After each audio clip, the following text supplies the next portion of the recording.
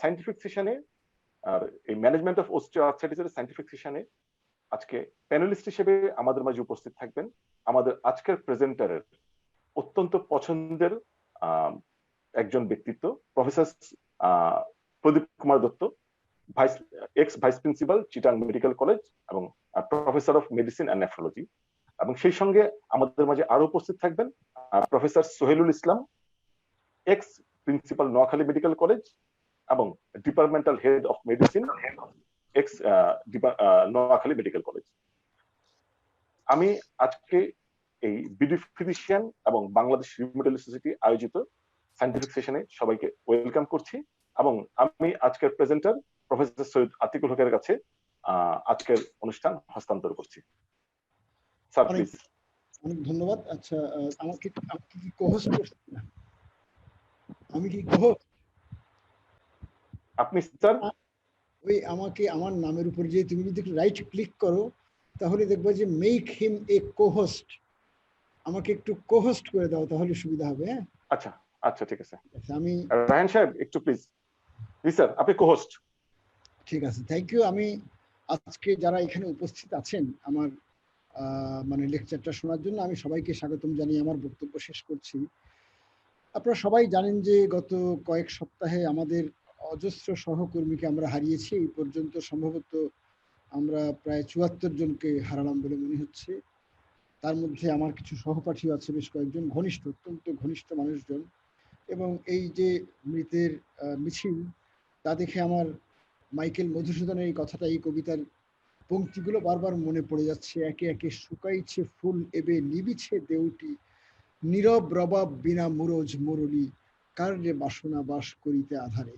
আমি তাদের জন্য আমরা সবাই শোকাহত এবং আমি তাদের আত্মার বিদেহী আত্মার ঐশী মার্জনা প্রার্থনা করে আমি আমার আজকের বক্তব্য শুরু করছি। আমার আজকের এই লেকচারটার বিষয়বস্তু হচ্ছে ট্রিটমেন্ট অফ অস্টিওআর্থ্রাইটিস এবং এটাকে আমি 5টা ভাগে আপনাদেরকে যা কিছু বলার বলবো। তার একটা হচ্ছে ব্যাকগ্রাউন্ড, নন ফার্মাকোলজিক্যাল মেজার্স, ফার্মাকোথেরাপি, রিকমেন্ডেশনস, আর ফাইনালি হচ্ছে কনক্লুডিং রিমার্কস। প্রথম যাব ব্যাকগ্রাউন্ডে। ব্যাকগ্রাউন্ডে আমি আপনাদের বলবো যে এই অস্টিওআর্থ্রাইটিসটার সংজ্ঞা কি হবে, ডেফিনিশন। এইটার ডেফিনিশন আমি অনেক বড় বড় বইও পড়েছি রিউমাটোলজির, কিন্তু ঘুরে ফিরে ডেভিডসনের যে ডেফিনিশন, এটাই কেন জানি আমার সবচেয়ে বেশি পছন্দ হয়।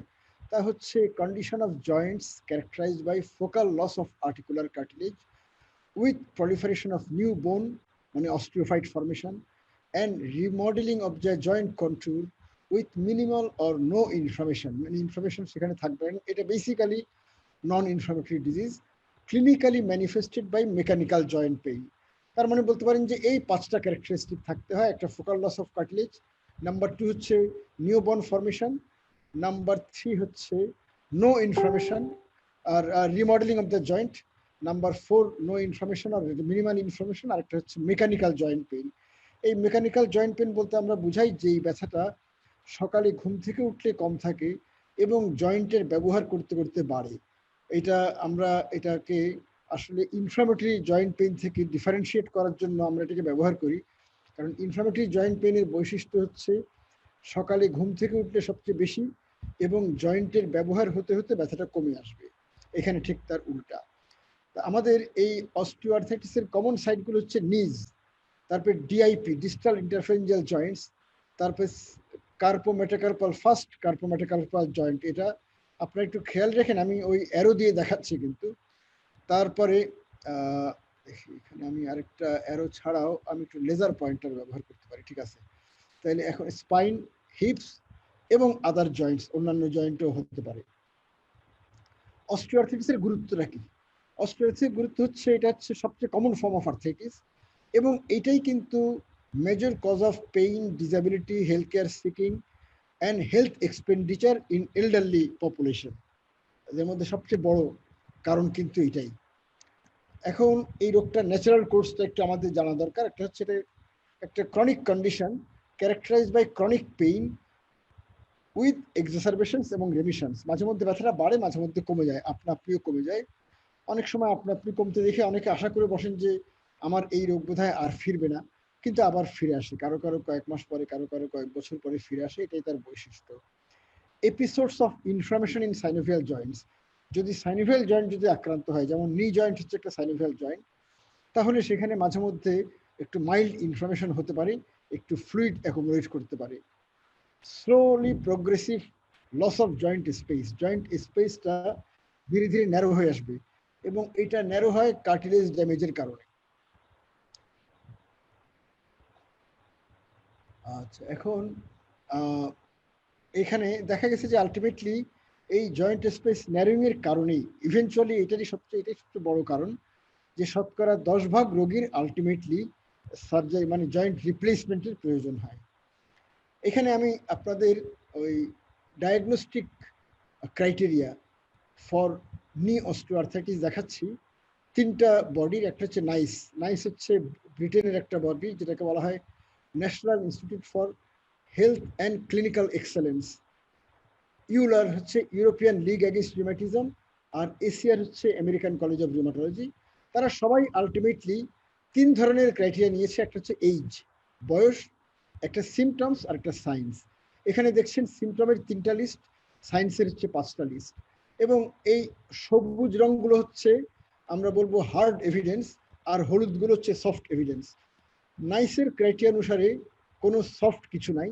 এই হার্ড যদি 3টা থাকে, age more than 45, activity related pain, আর নো মর্নিং স্টিফনেস অথবা morning stiffness less than 30 minutes, এই 3টা পূরণ হলেই অ্যাজ পার নাইস গাইডলাইন আমরা বলবো অস্টিওআর্থ্রাইটিস। ইউলারের জন্য হচ্ছে এই 4টা থাকতে হবে, 4টা হার্ড, আর তার সাথে এই 3টা সফটের যে কোনো একটা থাকলেই চলবে। আর এসিআর এর হচ্ছে এই একটা হার্ড একটা থাকলেই চলবে, এবং সেটা হচ্ছে activity related use of pain, এটা হচ্ছে compulsory activity related use of pain, আর তার সাথে হলুদগুলোর যে কোনো 3টা থাকলেই এটা ক্রাইটেরিয়া পূরণ হবে। মোটামুটি আমি বলবো যে এটা আমি দেখানোর মূল কারণ হচ্ছে এই একটা স্লাইডের মাধ্যমে আমরা পাশাপাশি যেমন ক্রাইটেরিয়াও জানতে পারি, পাশাপাশি নি অস্টিওআর্থ্রাইটিসের সিমটম কি কি হতে পারে, সাইন কি কি হতে পারে, এই সব কিছু জানার সুযোগটা আমাদের করে দিচ্ছে। আমি এবার যাব আমাদের অস্টিওআর্থ্রাইটিসের রোগীদের চিকিৎসা, আমাদের গোল কি, what are the goals of treatment. একটা হচ্ছে control of pain and swelling, prevention of progression of the process. এই যে বললাম যে জয়েন্ট স্পেস ধীরে ধীরে ন্যারো হবে, এবং আলটিমেটলি জয়েন্ট স্পেস কমপ্লিটলি অবলিটারেটেড হয়ে যাবে, এবং তখন রিপ্লেসমেন্ট লাগবে। এই প্রক্রিয়াটাকে প্রিভেন্ট করা অথবা স্লো করে দেওয়া। মিনিমাইজ ডিসএবিলিটি, ডিসএবিলিটি কমানো, এবং improve the quality of life.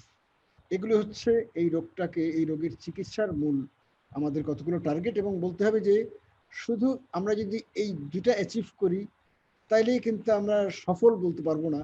যদি সেই রোগীর কোয়ালিটি, জীবনযাত্রার মানটা যদি নিচেই থাকে, তাহলে অনেক সময় ব্যথা কমেও কিন্তু উপকারটা পর্যাপ্ত নয় বলে প্রতিপন্ন হতে থাকে। এখন আমি আপনাদের ডারউইনের একটা কথা একটু রিপিট করতে চাই এখানে। It is not the strongest of the species that survive, not the most intelligent, but the most responsive to change. তার মানে ডারউইন যে বলেছিলেন মানে সার্ভাইভাল অফ দ্য ফিটেস্ট, মানে struggle for existence and survival of the fittest, সেইখানে তিনি কিন্তু এই যে এই স্ট্রাগলে সবচেয়ে বড় যে হাতিয়ারটা সেটা হচ্ছে রেসপন্সিভনেস টু চেঞ্জ। এবং আমাদেরও কিন্তু আমাদের চিকিৎসা বিজ্ঞানের প্র্যাকটিসে তেমনি চেঞ্জের সাথে রেসপন্ড করতে হয়। যেমন আমি বলবো যে আমাদের এই গত বছর, এটা 2019, আমেরিকান কলেজ অফ রিউমাটোলজি আর আর্থ্রাইটিস ফাউন্ডেশন, আমেরিকার আর্থ্রাইটিস ফাউন্ডেশন এদের জয়েন্ট গাইডলাইন প্রকাশ করেছে। যদিও এটা প্রকাশিত হয়েছে এই 2020-এর ফেব্রুয়ারিতে, নামটা হচ্ছে 2019, মানে 2019-এ পুরো কাজটা হয়েছিল। এই জন্য আমি এটাই আমি প্রধানত দেখাবো। এবং আমি বলবো যে লেকচারটা খানিকটা বোরিং হতে পারে। আমি এমনি সবাইকেই জানাবো যে আপনারা যদি কেউ মাঝখানে প্রশ্ন করতে চান, ওয়েলকাম, আমি তাতে আর কোনো আপত্তি করবো না। শুধুমাত্র নিজেকে আনমিউট করে প্রশ্নটা করবেন, এবং প্রশ্নটা করে আবার নিজেকে মিউট করে ফেলবেন। একজন বিখ্যাত, তিনি হচ্ছেন একজন বিখ্যাত educationist, Medawar, not medical educationist. তিনি বলেছিলেন, no sleep is so deeply refreshing is that which during lectures Morpheus হচ্ছে গ্রিসের একজন দেবতা, তার অ্যারেনাতে কিছু জিনিস আছে, তার মধ্যে ঘুমও একটা। The Morpheus invites us so insistently to enjoy, মানে লেকচার শুনতে শুনতে যে ঘুমানো, তার মতন আনন্দ আর কোনো ঘুমে নাই। কাজে এর মধ্যে যদি আপনাকেও ঘুমিয়ে নিতে চান, আমি কোনো আপত্তিও করব না। এখন আমি আসবো যে মেজর ট্রিটমেন্ট অপশন কি কি, নন ফার্মাকোলজিক্যাল এবং ফার্মাকোথেরাপি।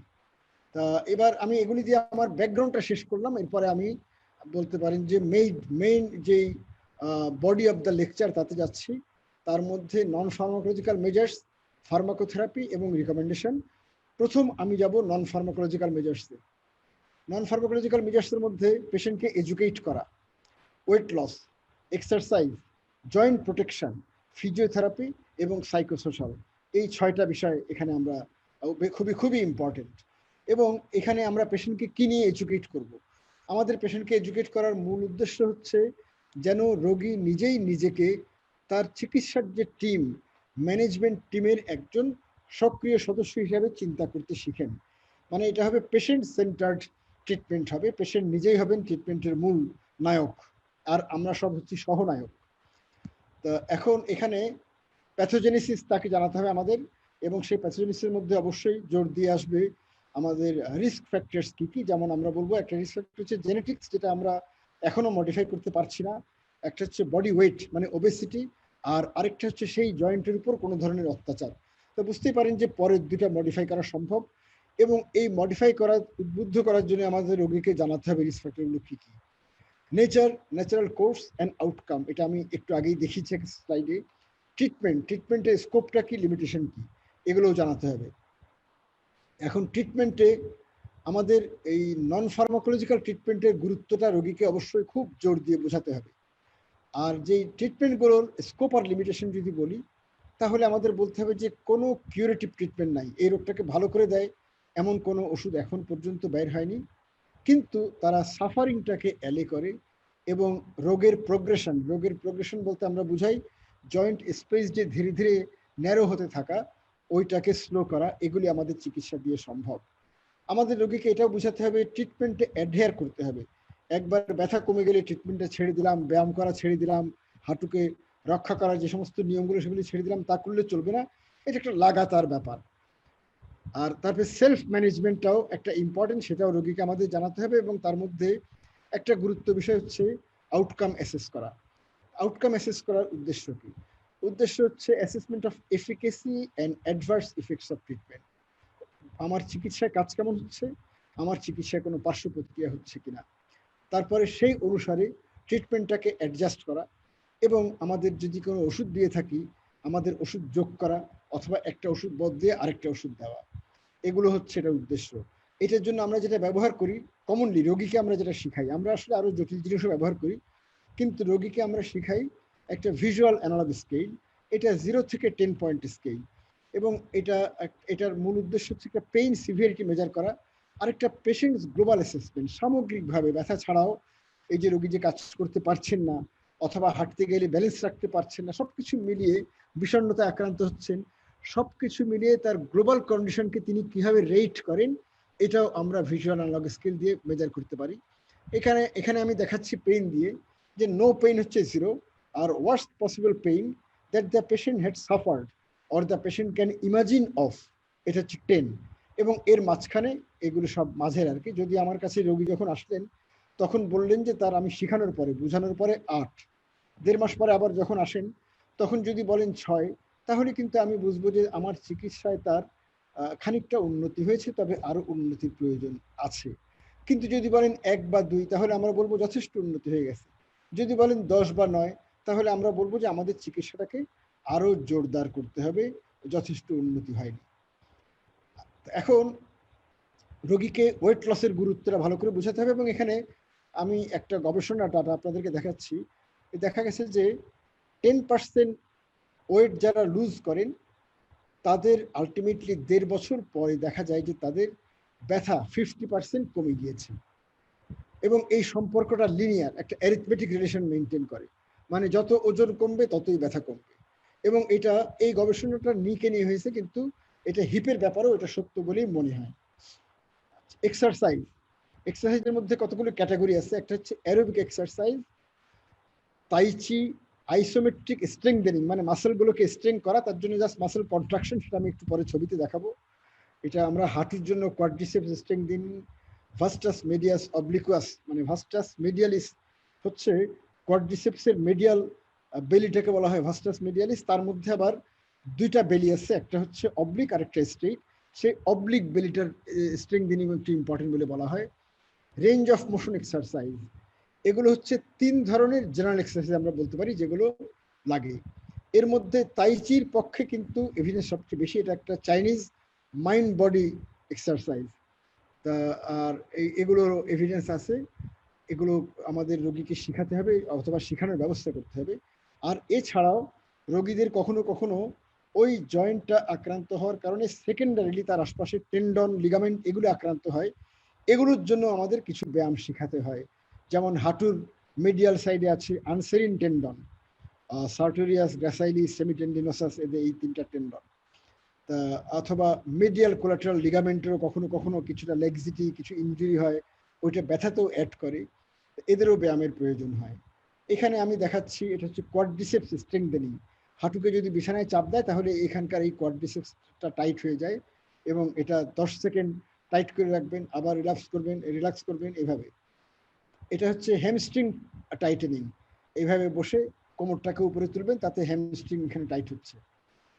তা এখন এটা হচ্ছে রেঞ্জ অফ মোশন এক্সারসাইজ, মানে রোগীদের যদিও আমরা নিচে স্কোয়াট করে বেশিক্ষণ বসে থাকতে নিষেধ করব, কিন্তু এটাও ঠিক যে হাঁটুটা তার ভাঁজ হওয়ার ক্ষমতা হারিয়ে ফেলুক, সেটা আমরা চাইবো না। এবং সেটা যদি আমরা প্রতিরোধ করতে চাই তাহলে কিন্তু রোগীকে আমাদের রেঞ্জ অফ মোশন এক্সারসাইজও দিতে হবে। ফিজিওথেরাপি বলতে আমরা প্রথম 1 নাম্বার হচ্ছে কেইন, মানে হাতে লাঠি ব্যবহার করা। এটার এভিডেন্স সবচেয়ে স্ট্রং, মানে স্ট্রেংথ অফ রিকমেন্ডেশন, এসআর বলতে আমি বুঝেছি স্ট্রেংথ অফ রিকমেন্ডেশন, এটার খুবই স্ট্রং। তবে দেখা গেছে যে এটা বেশি ভালো কাজ করে যখন অস্টিওআর্থ্রাইটিস একদিকে বেশি, তখন তার বিপরীত দিকের হাতে, যেমন ডান হাঁটুতে যদি বেশি হয় তাহলে বাম হাতে লাঠিটা নেবেন। এবং এটার বিভিন্ন রিসার্চে দেখা গেছে যে অ্যাম্বুলেশন, পেইন এবং জয়েন্ট স্টেবিলিটি 3টা আউটকামের উপরেই এই লাঠি ক্যারি করার বা লাঠিতে ভর দেওয়ার বিরাট পজিটিভ ইম্প্যাক্ট আছে। তারপরে হচ্ছে আমাদের 2 নম্বর অর্থোসিসটার মধ্যে একটা টিবিওফেমোরাল নি ওয়ে কারো কারো হয়, এটা টিবিওফেমোরাল মানে মিডিয়াল কম্পার্টমেন্টের অস্টিওআর্থ্রাইটিস, এটাই সবচেয়ে বেশি হয় আসলে। এইটার জন্য টিবিওফেমোরাল ব্রেস ব্যবহার করা হয়, এবং এইটাও এভিডেন্স বেস, এর উপকারের আছে, মানে গবেষণার ফলাফল আছে। প্যাটেলোফেমোরাল কম্পার্টমেন্টের অস্টিওআর্থ্রাইটিস হতে পারে, এটাকে বলা হয় প্যাটেলোফেমোরাল ওয়ে, এবং এখানে ব্রেসটা তখন দিতে বলা হয় যখন এটার রোগীর উপর ইম্প্যাক্টটা বেশি, মানে অ্যাম্বুলেশনের উপরে অথবা পেইনের উপরে ইম্প্যাক্টটা যদি বেশি হয় তখনই এই ব্রেসটা ব্যবহার করতে বলা হয়। তার মানে এটার জন্য রিকমেন্ডেশনটা টিবিওফেমোরালের মতন অত স্ট্রং না। তারপরে ফার্স্ট মেটাকার্পাল জয়েন্টেরও অর্থোসিস পাওয়া যায় ওখানকার অস্টিওআর্থ্রাইটিসের জন্য। আমরা এর আগে, আমি দীর্ঘদিন ধরে শিখে এসেছি, আমার এই লেকচারের মধ্যে ছবিও ছিল, কাইনেসিও টেপিং, মানে মিডিয়াল প্যাটেলার টেপিং, মানে প্যাটেলাকে মিডিয়ালি পুশ করে দিয়ে টেপ করা বা ল্যাটারালি পুশ করে দিয়ে টেপ করা, এবং ওয়েজেড ইনসোলস, এগুলো আমি দীর্ঘদিন আমার এই লেকচারে এই ছবিগুলো ছিল। কিন্তু এইবার আমেরিকান কলেজ অফ রিউমাটোলজির যে রিকমেন্ডেশন, তাতে এগুলোতে বলা হয়েছে যে এভিডেন্সেস নট এনাফ, এবং তারা সেগুলি রিকমেন্ড করেনি। তার মানে এগুলি এখন বাতিল। তার মানে আমরা অর্থোসিস বলতে এই 3টাকেই বুঝাবো, ওইটাকে আর বুঝাবো না। থার্মোথেরাপির জন্য আগে একটা দুর্বল রিকমেন্ডেশন ছিল, এই যে সুপারফিশিয়াল হিট, ময়েস্ট হিট, এগুলো আমরা রোগীদেরকে নিতে বলতাম, কিন্তু এখন দেখা গেছে যে এটারও তেমন কোনো উপকার নাই, এবং এটাও আমেরিকান কলেজ অফ রিউমাটোলজি আর রিকমেন্ড করছে না।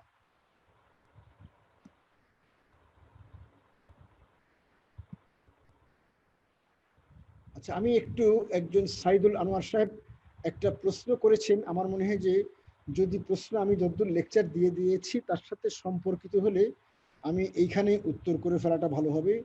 Assalamu alaikum, sir. I have a question. I know previously that osteoarthritis is due to damage of joint for increased weight.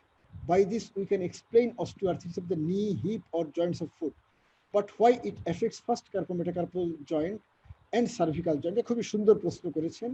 R why there is absence of inflammation? If there is no inflammation, then how osteophytes can form?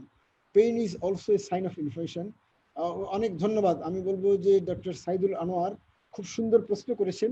প্রথম প্রশ্নের উত্তর হচ্ছে যে আমি আগেই বলেছি যে এখানে তিনটা ফ্যাক্টর কাজ করে। একটা হচ্ছে জেনেটিক্স, একটা ওয়েট, আর আরেকটা হচ্ছে জয়েন্টের উপর অত্যাচার।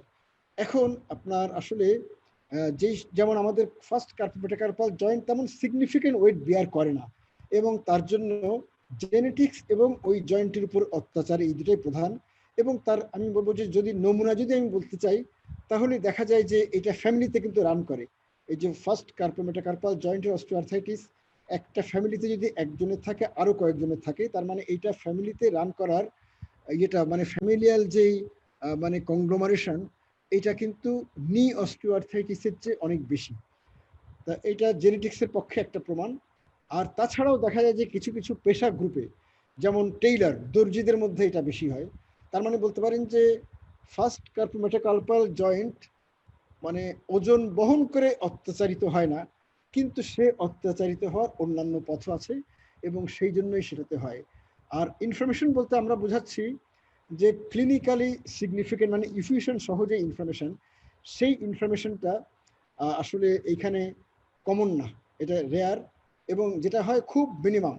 যদিও আল্ট্রাসোনোগ্রাফি করে কখনো কখনো পাওয়া যায়, কিন্তু এটা ঠিক যে ওখানে যে আমাদের কার্টিলেজ কন্ড্রোসাইটের মধ্যে একটা পরিবর্তন হয় এবং এক ধরনের ভিন্ন ধরনের ইনফরমেশন হয়, যাতে ওই ম্যাট্রিক্স মেটাপ্রোটিলেজ এনজাইমটা অ্যাক্টিভেটেড হয়, কার্টিলেজের সারফেসে ড্যামেজগুলো হয়, এই ধরনের কতগুলো সেই ইনফরমেশনটা আমাদের গতানুগতিক যে TH1 তার থেকে খানিকটা ভিন্ন।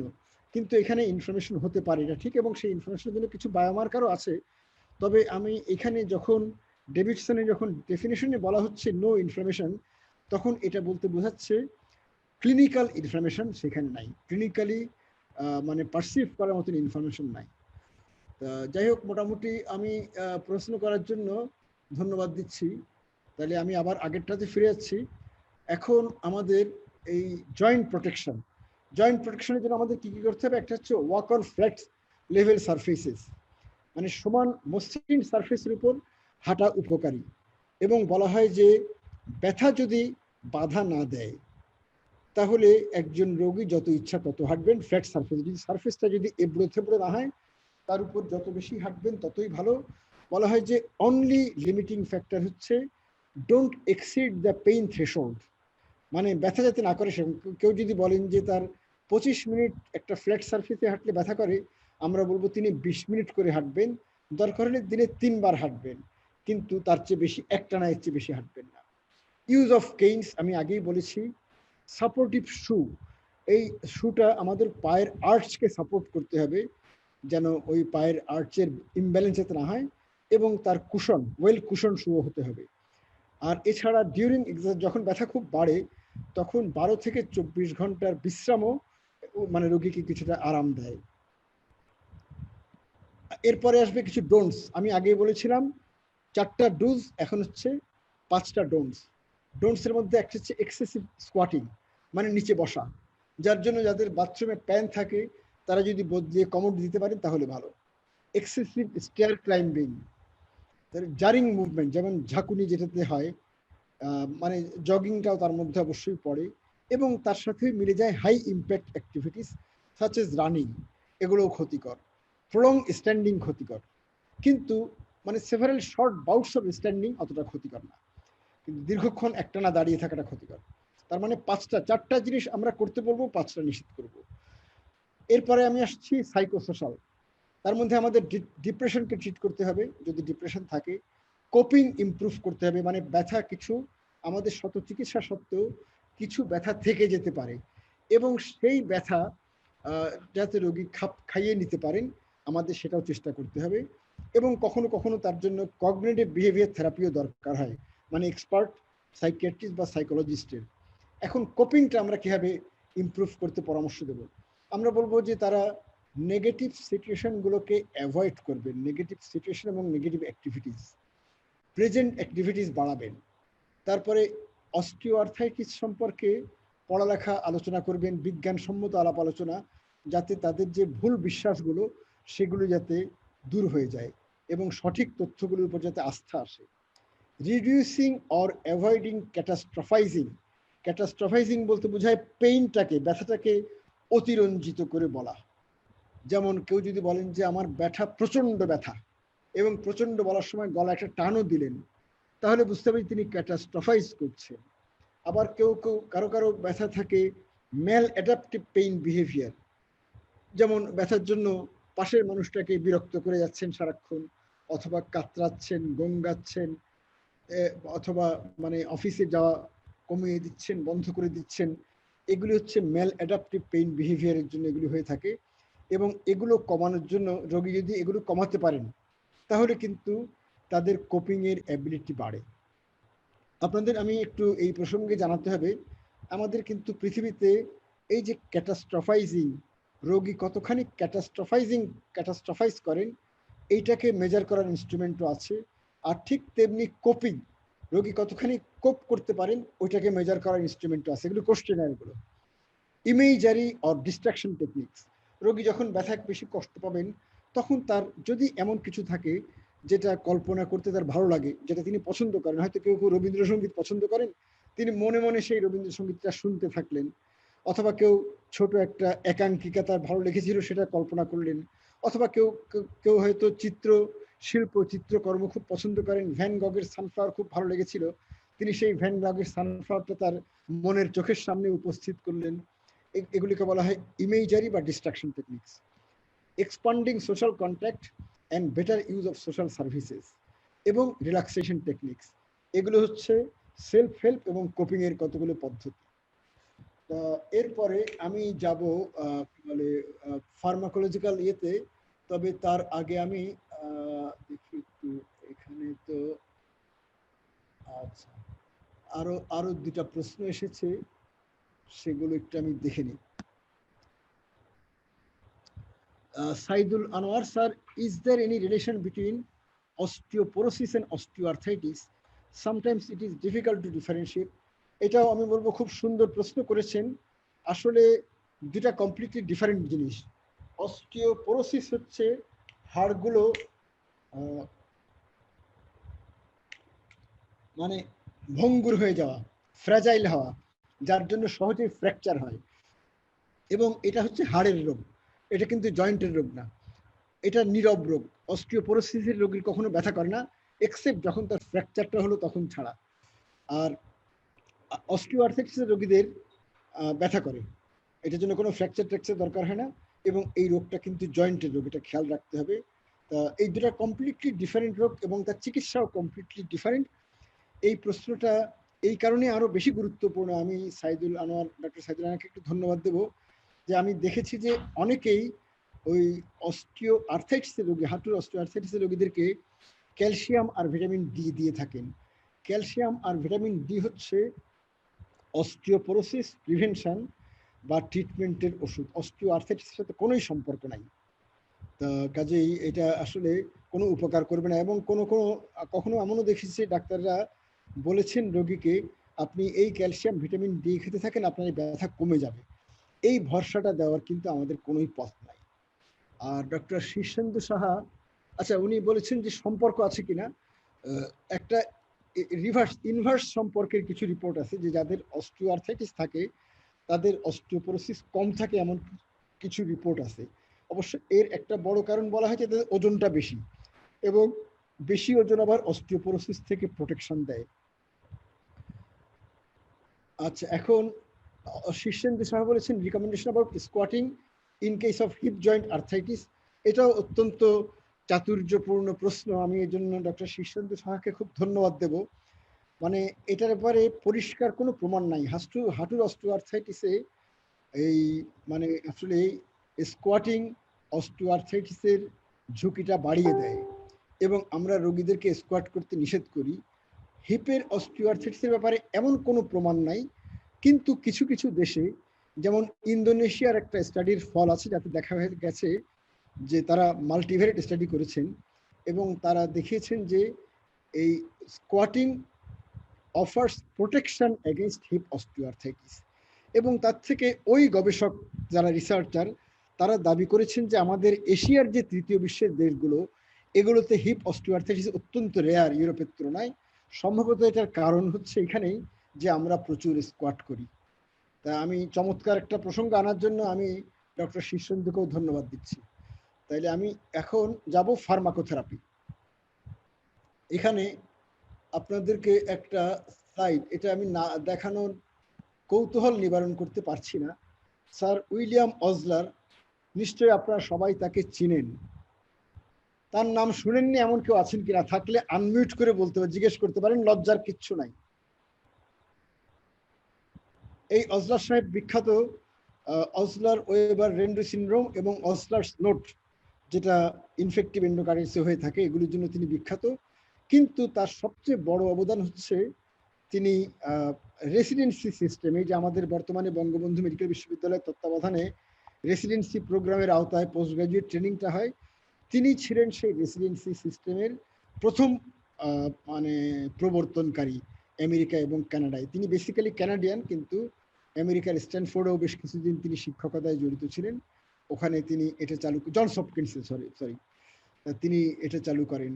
এবং তার ব্যাপারে আরেকটা বক্তব্য আছে, তিনি অত্যন্ত কৌতুক প্রিয় ছিলেন। তিনি কৌতুক বলতে পারতেন, অহরহ কৌতুক বলতে পারতেন, এবং এই জন্য তিনি মানে তার একটা বৈজ্ঞানিক একটা বিশালত্ব বা একাডেমিক বিশালত্ব থাকা সত্ত্বেও, যাদের একাডেমিক বিশালত্ব থাকে তারা সচরাচর বন্ধুদের মধ্যে অত জনপ্রিয় হয় না, কিন্তু তিনি খুব জনপ্রিয় ছিলেন এই কারণেই যে তিনি প্রচুর যোগ বলতে পারতেন। তার বক্তব্য ছিল, the desire to take medicine is perhaps the greatest feature which distinguishes man from animals। মানে ওষুধ খাওয়ার ইচ্ছা, যার জন্য অস্টিওআর্থ্রাইটিসেও রোগীরাও আমাদের ইনসিস্ট করতে থাকেন, আমরাও তাতে উদ্বুদ্ধ হই এবং বেশি করে ওষুধ দেখি। এখন এই জন্য এই অজস্র ওষুধের উপর এটা নিয়ে কাজ হয়েছে। ওষুধের সমস্ত তালিকা আমি সবার এখানে পড়ে শোনাবো না, কিন্তু আপনাদের এদূর বলতে পারি, হলুদ, টার্মারিক, ক্যাটস ক্ল, তারপরে টাইগার্স ক্ল মানে বাঘের থাবা, তারপরে শিয়ালের মাংস, এরকম অনেক কিছুই কিন্তু এই গবেষণার মধ্যে এসে গেছে। সবকিছু এখানে দেখানো সম্ভব না। তাই আমি প্রথম প্যারাসিটামল, এই প্যারাসিটামলটা এর আগের আমাদের এই অস্টিওআর্থ্রাইটিসের উপরে আমেরিকান কলেজ অফ রিউমাটোলজির এর আগের রিকমেন্ডেশন ছিল 2012 সালের, এবং তাতে কিন্তু প্যারাসিটামলকে উল্লেখ করা হয়েছিল as the first line analgesic, কারণ ওটা নিরাপত্তার কারণে। আর এখন বলা হচ্ছে ঠিক উল্টা, this medication is no longer considered the first line analgesic for the treatment of knee and hip. এটাকে আর কনসিডার করা হচ্ছে না। এর কারণটা হচ্ছে, নাম্বার ওয়ান, একটা জিনিস ক্লিয়ার যে এটা এত সাবস্টেন্সিয়ালি এই অস্টিওআর্থ্রাইটিস ব্যথা কমায় না, এটা একটা মূল জিনিস। আর তার পাশাপাশি এটা আরেকটা হচ্ছে, প্যারাসিটামলকে আগেকার দিনে যতখানি সেফ মনে করা হতো, এখন দেখা যাচ্ছে সে অত সেফ না। তাহলে এরপরে আমরা চলে যাই এনএসআইডি।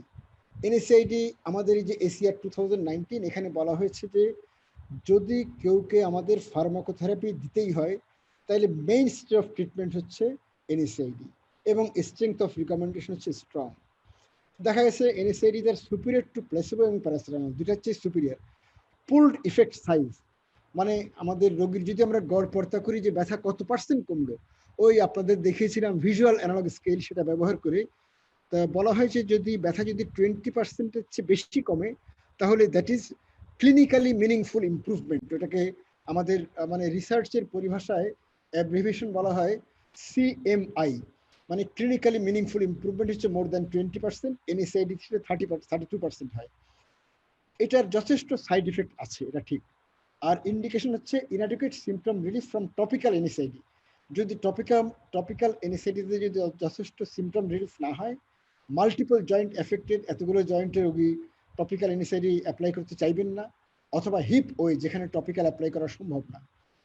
আর এটা যখন দেব তখন বলা হয় যে দিতে হবে মিনিমাম এফেক্টিভ ডোজ। যেমন আমরা মানে ন্যাপ্রক্সেন ইনফ্লামেটরি ডিজিজে দিই 500 মিলিগ্রাম টয়েস ডেইলি, এখানে আমরা শুরু করব 250 মিলিগ্রাম টয়েস ডেইলি, এবং ফর শর্টেস্ট পিরিয়ড।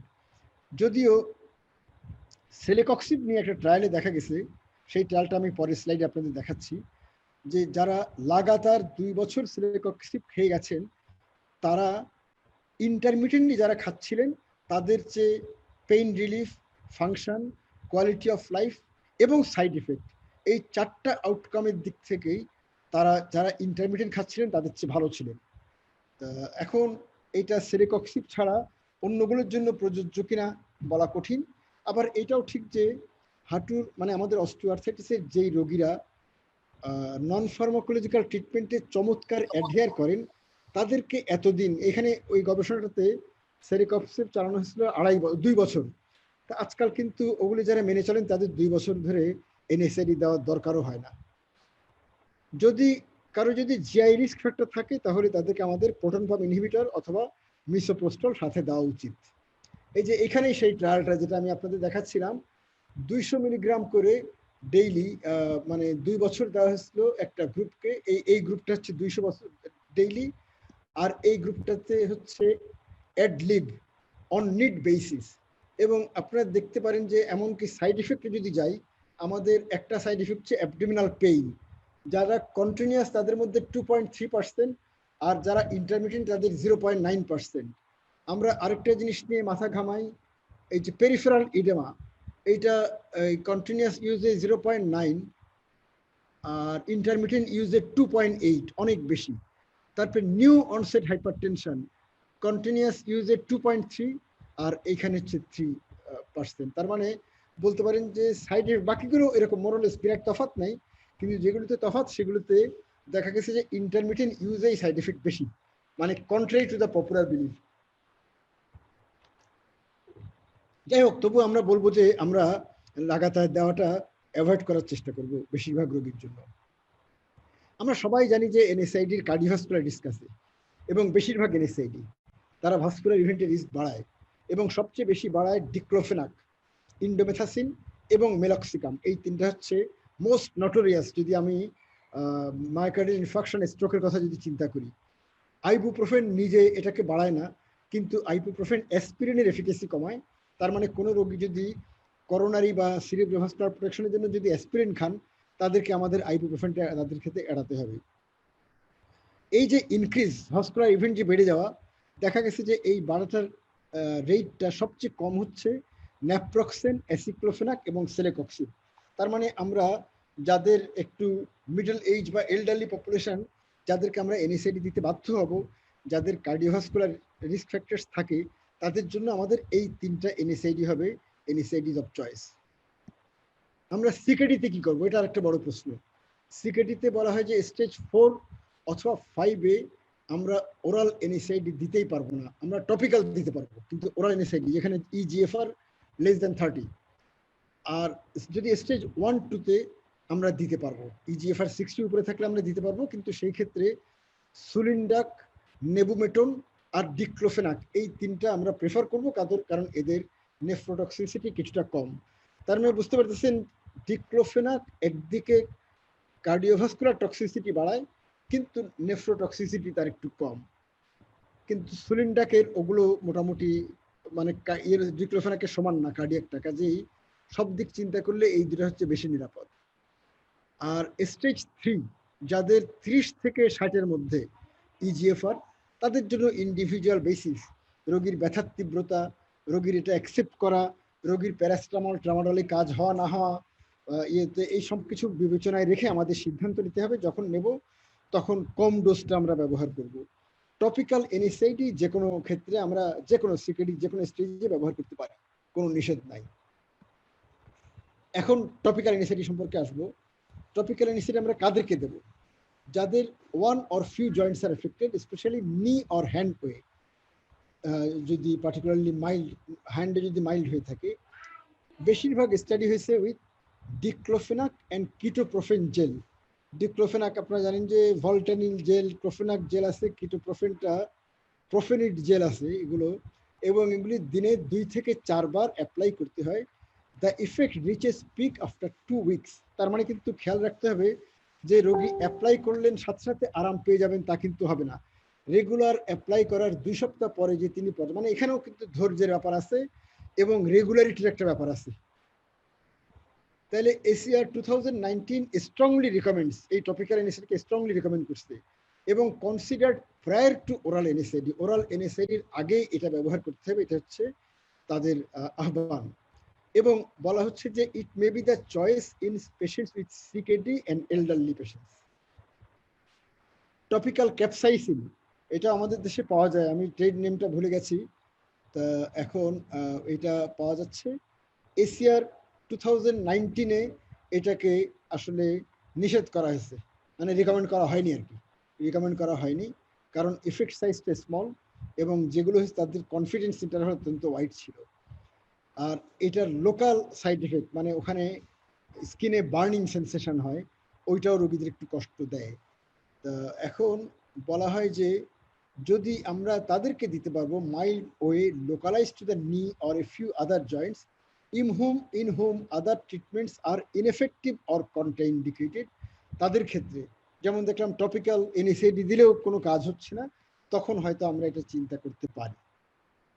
ওপিয়েডস, ওপিয়েডে আমি প্রথমে ট্রামাডলের কথা বলবো। ACR 2019 এটা এই বছরেরটা, তারা লং টার্ম ব্যবহারটাও মানে কন্ডিশনালি রিকমেন্ড করছে আর কি, মানে এটার অন্যান্য দিকে যদিও সাইড এফেক্ট প্রচুর, এই যে নশিয়া 30%, কনস্টিপেশন 23%, ডিজিনেস 20%, মানে এগুলো অনেক বেশি এবং সাইড এফেক্টের জন্য 25% রোগীর ক্ষেত্রে আমরা এটা বন্ধ করতে বাধ্য হই, কিন্তু এর এফেক্ট সাইজটা আবার চমৎকার 0.78, তা এই জন্য রিকমেন্ড করা হয়েছে এবং এটা নন নেফ্রোটক্সিক, নন হেপাটোটক্সিক। বলা হয় যে যদি এইভাবে যদি কেউ দিয়ে থাকেন 25 মিলিগ্রাম ডেইলি ফর 5 ডেজ, 5 দিন পর পর 25 করে করে বাড়ায় আলটিমেটলি 200 থেকে 400 মিলিগ্রাম পর্যন্ত, তাহলে এই সাইড এফেক্টগুলো অনেকের ক্ষেত্রে অনেক কম হয়। আর আরেকটা জিনিস হচ্ছে ACR 2019-এ একটা কথা ক্লিয়ারলি বলা আছে যে একমাত্র ট্রামাডল ছাড়া অন্য কোনো ওপিয়েড অ্যানালজেসিক ব্যবহার করা যাবে না, শুধু only tramadol is permitted. Duloxetine, ডুলক্সেটিনটা হচ্ছে একটা SSRI, মানে এটা হচ্ছে এই মানে serotonin, selective serotonin receptor uptake inhibitor, এবং এই ডুলক্সেটিনের এফিকাসিটা প্রমাণিত হয়েছে ইন র্যান্ডামাইজ কন্ট্রোল ট্রায়াল। এটা পেইন ইনহিবিটরি পাথওয়েকে মডুলেট করে through inhibition of serotonin and norepinephrine reuptake. তা এটা রিকমেন্ড করা হয় তাদের ক্ষেত্রে যাদের এনএসআইডিতে কন্ট্রাইন্ডিকেশন আছে, যাদের এনএসআইডিতে ভালো কাজ হয়নি, অথবা যাদের কনকমিটেন্ট ডিপ্রেসিভ ডিসঅর্ডার আছে, তাদের ক্ষেত্রে এটাকে ব্যবহার করতে বলা হয়েছে।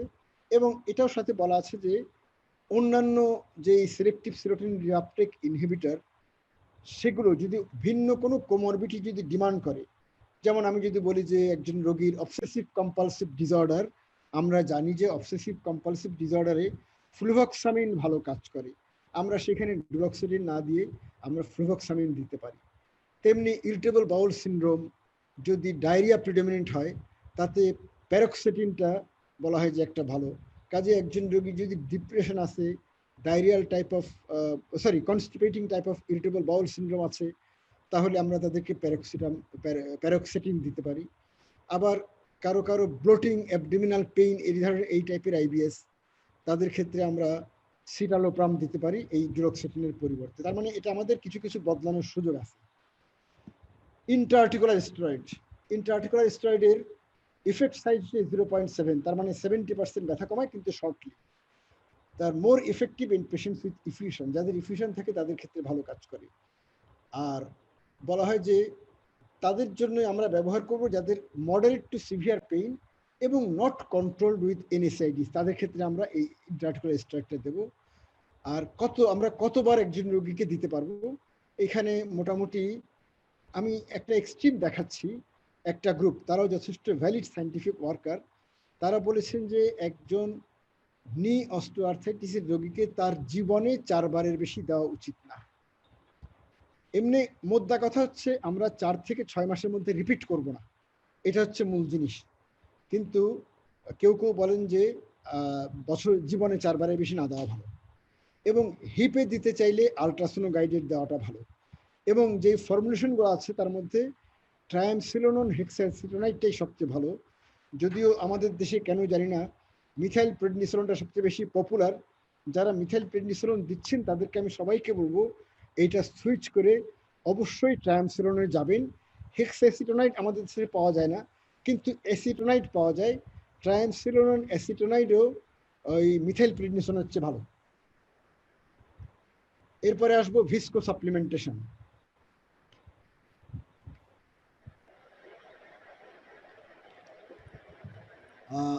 ভিস্কো সাপ্লিমেন্টেশনের অনসেট হচ্ছে delayed but more prolong than intra-articular steroid, কিন্তু ইফেক্ট সাইজ স্মল, অ্যাডমিনিস্ট্রেশনটা কাম্বারসাম, লোকাল অ্যাডভার্স ইফেক্টস মানে ওখানে স্কিনে কমন, এক্সপেন্সিভ, এবং মধ্যে কথা হচ্ছে should not be routinely use. এটা ছিল আগের বারের কথা।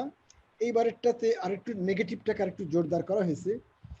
In meta analysis with trials with low risk of bias, মানে যেই ট্রায়ালগুলোতে বায়াসের ঝুঁকি ছিল না, মানে ইন্ডাস্ট্রি স্পন্সর্ড না, সেই ধরনের ট্রায়াল নিয়ে যখন মেটা অ্যানালাইসিস করা হয় তখন দেখা গেছে যে ইন্ট্রা-আর্টিকুলার হায়ালুরোনিক অ্যাসিড সাইলানের সাথে যদি কম্পেয়ার করা হয় তাহলে ডিফারেন্স অ্যাপ্রোচ জিরো, মানে কোনো তফাৎ নাই আর কি। তার মানে বেসিক্যালি কাজ করে না।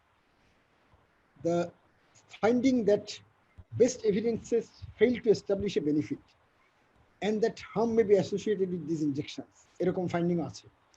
এই কারণে বলা হচ্ছে may be viewed more favourably than offering no intervention in knee OA with inadequate response to, মানে কাদেরকে আমরা অফার করতে পারি? যাদের non pharmacological treatment plus topical and oral NSAID plus intra-articular steroid, কোনোটাতে যাদের কাজ হয়নি তাদেরকে আমরা এটা দিতে পারি। মানে সার্জনের কাছে পাঠানোর আগে অপারেশনটা না করে পারা যায় কিনা এটা দেখা একটা উদ্দেশ্য, এইভাবে আমরা এটা দিতে পারি। কিন্তু এটা মানে যেই হারে আমাদের দেশে ব্যবহার হচ্ছে ঠিক সেই হারে ব্যবহার করার মতন জিনিস না, এটা পরিষ্কার বুঝে যাচ্ছেন সবাই।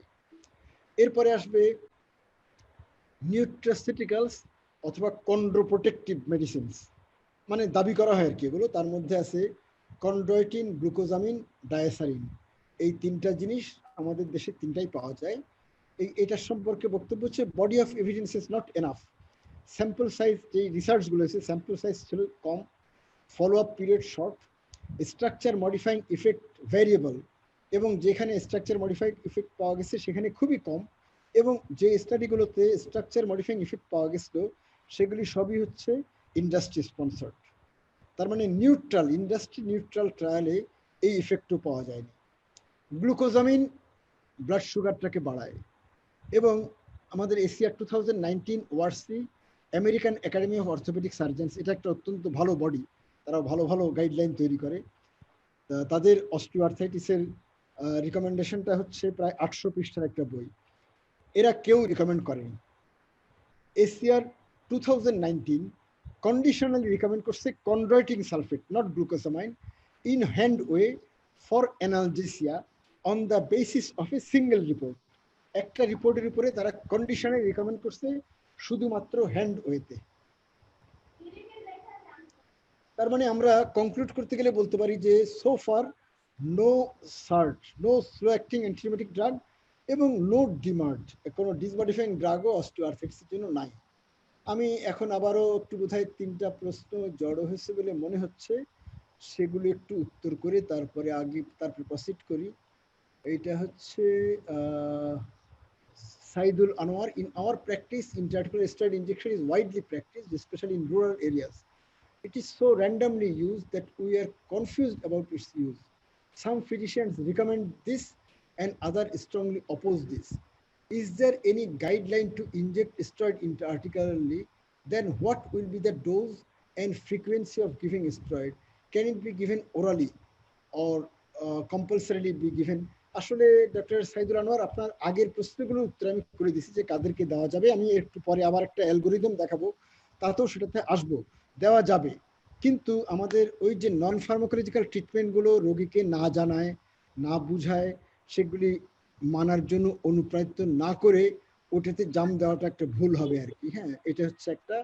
এবং আমরা যখনই দেবো আমাদের চিন্তা করতে হবে অস্টিওআর্থ্রাইটিসের ট্রিটমেন্ট কিন্তু একটা কম্প্রিহেন্সিভ ট্রিটমেন্ট, একটা ফুল প্যাকেজ। শুধু একটা জিনিস দিয়ে তার ট্রিটমেন্ট হয় না। This is not a crisis care treatment কিন্তু না, এটা পরিষ্কার খেয়াল রাখতে হবে। কিন্তু এর একটা স্পেস ডেফিনেটলি আছে। এর একটা ডেফিনিট আমি বলবো যে মানে এভিডেন্স বেসড একটা রিকমেন্ডেশন আছে, এটাকে সেভাবে আমাদের ব্যবহার করতে হবে। এবং আমি এগুলি বলেছি শুধুমাত্র এটা আমার বলা হয়নি, ওরাল স্টেরয়েড অবশ্যই না, কখনোই দেওয়া যাবে না, এটা কখনোই দেওয়া যাবে না। What are the indication for glucosamine, এটাও মনে আমি পরিষ্কার করে দিয়েছি। তাহলে এখন অ্যাসিক্লোফেনাক, এটাও একটা ভালো প্রশ্ন। আমি আপনাদেরকে বলেছি যে অ্যাসিক্লোফেনাকের একটা অ্যাডভান্টেজ হচ্ছে এটা করোনারি ইয়েটা ইভেন্ট করোনারি এবং মানে ইয়ের আমাদের সিরিব্রোভাস্কুলার ইভেন্টটা সিগনিফিকেন্ট বাড়ায় না, লাইক সেই ইয়ের মতন কি বলে ন্যাপ্রোক্সেনের মতন। তার এদিকে একটা সেফটি আছে, সেদিকে সুবিধা আছে। আর এর পাশাপাশি এটা ঠিক যে কোনো অথরিটি, বিশেষ করে অ্যাসিক্লোফেনাকের যে অরিজিনেটর কোম্পানি, তারা একটা রিসার্চে তারা দেখেছেন যে একটা কন্ড্রোপ্রোটেক্টিভ প্রপার্টি আছে, কিন্তু ইন্ডাস্ট্রি নিউট্রাল রিসার্চে এটার সাবস্টেন্সিয়েটেড হয়নি। কাজেই লাগাতার অ্যাসিক্লোফেনাক দিলে নির কার্টিলেজ ক্ষয়টা কম হবে, এই ভরসাটা আমরা যদি এখন রোগীকে দিই তাহলে মিথ্যা কথা বলা হবে। তাহলে আমরা আবার আমি এর পরের স্লাইডে চলে যাই আর কি। হ্যাঁ,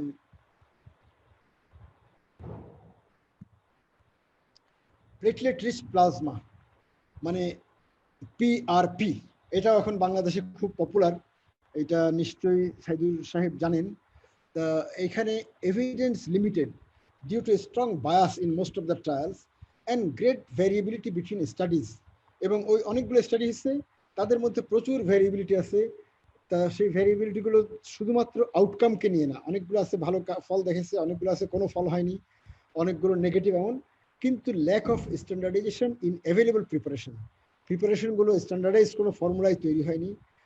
number of injections generally 1 to 4, intervals between injection এবং ভলিউম ইনজেক্টেড, এগুলোর জন্য এটা আসলে মানে এগুলোর ultimately substantial body of evidence এখনো নাই, এবং not recommended by any of the authorities. আমি যে আপনাদেরকে দেখালাম সেগুলো। স্টেম সেল থেরাপি ACR 2019 লেখা আছে strongly against, not only against, strongly against. এটারও প্রচুর অপব্যবহার হচ্ছে আমাদের দেশে। এবং শুধু অপব্যবহার না, মানে আমার এক রোগী এটা পাওয়ার জন্য, আমি 2 জন রোগীকে জানি যারা যারা দিচ্ছিলেন তাদেরকে একজন 2 লক্ষ টাকা, আরেকজন 8 লক্ষ টাকা দিয়েছেন এই স্টেম সেল থেরাপির জন্য। তা বুঝতে পারেন যে এগুলো আসলে সবই মানে হারাম। আমাদের চিকিৎসকদের মধ্যে আমরা কখনো কখনো কিছু হারাম ইনকাম করি, তা এটাও সেরকম হারাম ইনকামই হয়েছিল। তো এখানে heterogeneity and lack of standardization in available preparations of stem cell injection as well as technique used, এগুলির মধ্যে প্রচুর heterogeneity, সবকিছু মিলায়। আর এটাও ঠিক যে লিগাল ইস্যুস আছে, নিডস ফার্দার রিফাইনমেন্ট, এই জন্য till now not recommended by any other, মানে এশিয়ারও করেনি, অন্য কোনো গ্লোবাল অথরিটি এটাকে রিকমেন্ড করেনি। শুধুমাত্র কোরিয়াতে, কোরিয়ার অথরিটি, কোরিয়ান একটা ফর্মুলেশন আছে আম্বিলিকাল কর্ড মেজেনকাইমাল স্টেম সেল, ওইটা পৃথিবীতে এখন ব্যবহার করা হচ্ছে একটা হাঁটুর একটা ইয়েতে অর্থোপেডিক কন্ডিশন, এটাকে বলা হয় অস্টিওকন্ড্রাইটিস ডিসেকান্স। ওইটাতে কিছু এফিকেসির রিপোর্ট আছে, তার উপর ভিত্তি করে কোরিয়াতে অস্টিওআর্থ্রাইটিসও ট্রায়াল দেওয়া হয়েছে, এবং কোরিয়াতে এটাকে রিকমেন্ড করা হয়েছে on the basis of on trial. কিন্তু আমি বলবো যে বাংলাদেশে আপনাদের সবাইকে অনুরোধ করব যে রোগীকে এই জিনিস দিয়ে যারা ধাপ্পা দিচ্ছেন বা প্রতারিত করতেছেন, তাদের সবাইকে একটু, তাদের সবার কাছেই বিবেকের মানে আর্জিটা একটু পৌঁছায় দেওয়ার চেষ্টা করবে। এখন আমি যাচ্ছি একটু আরো কিছু রিসার্চ হচ্ছে, কিছু পাইপলাইনে কিছু কিছু ওষুধ আছে। একটা হচ্ছে ওই আমাকে যে প্রথম প্রশ্ন করেছেন ডক্টর সাইদুল আনোয়ারি, যে মিনিমাম এই ইনফরমেশন গুলোর প্রোডাক্ট কিন্তু সম্পূর্ণ ভিন্ন, আমাদের ইউজুয়াল প্রোডাক্টস না। এই যে এখানে TNF কিন্তু আসেনি, IL-6 আসেনি, এখানে IL-17 এগুলো আসেনি, এগুলো ভিন্ন জিনিস। Mitogen activated protein kinase inhibitor, এটাকে বলা হয় ম্যাপ কাইনেজ ইনহিবিটর, তার ট্রায়াল প্রিক্লিনিক্যাল লেভেলে আছে, মানে animal experiment. Bradykinin receptor B2 antagonist, এটা ফার্স্ট ইভেন্ট, এটা preclinical. Bone morphogenetic protein 7 recombinant BMP7, এইটা phase 1A। Matrix metalloproteinase inhibitor PG116800, তারপরে inducible nitric oxide synthase inhibition, তারপরে ফাইব্রোব্লাস্ট গ্রোথ ফ্যাক্টর, এই এটা হচ্ছে মানে স্প্রিফার্মিন এবং recombinant human fibroblast growth factor, এগুলি হচ্ছে ফেজ 2-তে আছে। এগুলো ফেজ 2-র পরে আমরা বুঝতে পারবো যে তাদের সত্যি কিছু ডিজিজ মডিফাইং প্রপার্টি আছে কিনা। সার্জারি আমরা কাদের করব? যাদের 3টা জিনিস মিলতে হয় বলে বলা হয়। একটা হচ্ছে ব্যথা, তারপর একটা হচ্ছে ফাংশন, আরেকটা হচ্ছে রেডিওলজিক্যাল চেঞ্জ। এই 3টা যখন মিলবে তখন অপারেশন হবে। Pain not control with maximum conservative measures, walking limited to 10 minutes, মানে 10 মিনিটের বেশি হাঁটতেই পারেন না রোগী। Progressive immobility and functional impairment, অস্টিওআর্থাইটিসে ফাংশনাল মানে লেভেলটা মেজার করার জন্য আমরা একটা ওমেক ব্যবহার করি। ওয়েস্টার্ন অন্টারিও এবং ম্যাকমাস্টার ইউনিভার্সিটির একটা সিস্টেম, এটা বাংলায় আমাদের ভ্যালিডেট করা আছে আমাদের ডিপার্টমেন্টের। এই ওমেক স্কোর যত বেশি ততই রোগী ইনক্যাপাসিটেটেড, আর যত লো তত রোগী সচল। তা এটা যদি বেশি থাকে তাহলেও। এবং substantial joint space narrowing, Kellgren Lawrence score হচ্ছে 3 to 4, এটাও রেডিওলজিক্যাল স্কোরিং একটা পদ্ধতি। এই 3টা যখন মিলবে তখনই আমরা রোগীকে সার্জনের কাছে যেতে বলবো বা সার্জন অপারেশন করবে। তাহলে এখন আমি একটু জাস্ট এসিআর 2019 রিকমেন্ডেশনটাকে একটু সামারাইজ করব। তা সেটা হচ্ছে স্ট্রং, তারা স্ট্রংলি রিকমেন্ড করছে কোনটা? Weight loss in patients with knee and hip osteoarthritis who are overweight or obese, যারা ওভারওয়েট অথবা ওবেজ তাদের জন্য weight loss. Self efficacy and self management programmes, tai chi, cane use, first CMC joint orthosis, tibiofemoral bracing, topical NSAID for knee OA এবং oral NSAID for hand, knee and hip OA, intra-articular glucocorticoids for knee and hip OA. এই কতগুলো হচ্ছে strongly favour মানে for, R strongly against হচ্ছে TENS transcutaneous মানে electrical nerve stimulation, glucosamine converting, intra-articular hyaluronic acid, PRP platelet rich plasma, prolotherapy মানে plasma নিয়ে আবার ওখানে দেওয়া, stem cell therapy, vitamin D, calcium, hydroxychloroquine, methotrexate, TNF alpha inhibitor, IL-1 receptor antagonist এবং bisphosphonate. এগুলো হচ্ছে strongly against, এটা পরিষ্কার খেয়াল রাখতে হবে। তাহলে আমাদের মোদ্দা কথা, আমাদের খেয়াল রাখতে হবে আমাদের দ্য প্রিন্সিপাল অফ নন ম্যালিফিশিয়েন্স, মানে আমরা রোগীর যখন উপকার করতে পারবো না তখন যেন রোগীর ক্ষতি না করি, এটা আমাদের পরিষ্কার খেয়াল রাখতে হবে। কেউ কেউ দাবি করেন এই ওষুধটার তো কোনো সাইড এফেক্টই নাই, এইটা দিলে ক্ষতি কি? এরকম ওষুধ খুবই কম। আমি তো আপনাদের দেখেছি যে গ্লুকোজামিনে কিন্তু ব্লাড সুগার বাড়ে, সাইড এফেক্ট নাই এরকম ওষুধ খুবই কম। আর তা যদি থাকেও একটা কষ্ট আছে রোগীর, আমরা অযথা টাকা কেন নষ্ট করব? এটাও কিন্তু রোগীর একটা ক্ষতিকর, একটা ফাইন্যান্সিয়াল ইনজুরি। কাজেই আমাদের এগুলোকে অ্যাভয়েড করতে হবে, আমাদের নন ম্যালিফিশিয়েন্স প্রিন্সিপালটাকে আপহোল্ড করতে হবে। এখন আমি যাব কনক্লুডিং রিমার্ক। কনক্লুডিং রিমার্কে আমি প্রথমে আপনাদেরকে টাইম অ্যাপ্রোচ দেখাবো। এটাও ব্র্যান্ড সাহেব একজন প্রপোজ করছিলেন, ওনার প্রস্তাবটা 2004-এর, আমার খুব পছন্দ হয়েছে। যদিও এটা এর পরে ব্র্যান্ড হচ্ছেন একজন ফিজিয়াট্রিস্ট, তিনি ডাক্তার এবং তিনি ফিজিক্যাল মেডিসিনকে তার ক্যারিয়ার হিসেবে নিচ্ছেন এবং তিনি নি অস্টিওআর্থ্রাইটিসের উপর একজন বড় অথরিটি। তার কিন্তু ফিজিওথেরাপির উপর বই আছে, ফিজিয়াট্রির উপর টেক্সট বই আছে। তা এখন তার এটা আমার খুবই পছন্দ হয়েছে, যদিও এরপরে এটার পক্ষে কেউ কিছু বলেননি, কোনো অথরিটি। এই যে আমি এসিআর এর কথা বললাম, ইউলারের, তারাও এটাকে আর কোট করে না ইদানিং। কিন্তু আমার পছন্দ, এবং আপনাদেরকে এখন বুঝালে আপনারা বুঝবেন যে আসলেই একটা পছন্দসই বিষয়। এবং আমি এটাকে কিন্তু ওই যুগে যুগে নতুন যে রিকমেন্ডেশন, যেমন 2012-তে, আমার এই লেকচার অনেক আগে 2005 সালে তৈরি করা লেকচার ছিল, কিন্তু আমি 12-র পরেও এটাকে আপডেট করছি, মডিফাই করছি। মানে বলা যাচ্ছে এটা ব্র্যান্ডস রিকমেন্ডেশন উইথ আতিকুল হকস মডিফিকেশন, এইভাবে বলতে হবে আর কি। তা এখানে রিইনফোর্স নন ফার্মাকোলজিক্যাল ট্রিটমেন্ট, প্রত্যেকটা স্টেপে নন ফার্মাকোলজিক্যাল ট্রিটমেন্টটাকে আমাদের রিইনফোর্স করতে হবে এবং প্রত্যেকটা স্টেপে আমাদের রেসপন্সটাকে কোয়ান্টিফাই করতে হবে। এটা হচ্ছে দুই দিকে দুটা মেইন বাহু। আমাদের প্রথম হবে জয়েন্ট প্রোটেকশনের অ্যাডভাইস দেওয়া, যেগুলি বললাম dos and don'ts, exercise, cushion, তার মধ্যে নি এবং হিপের জন্য তাইচিও থাকবে, cushion sole arch supporting shoes, weight loss, cane এবং টপিক্যাল এনএসআইডি, এগুলি দিয়ে আমরা একটা চেষ্টা করব প্রথম 6 সপ্তাহ।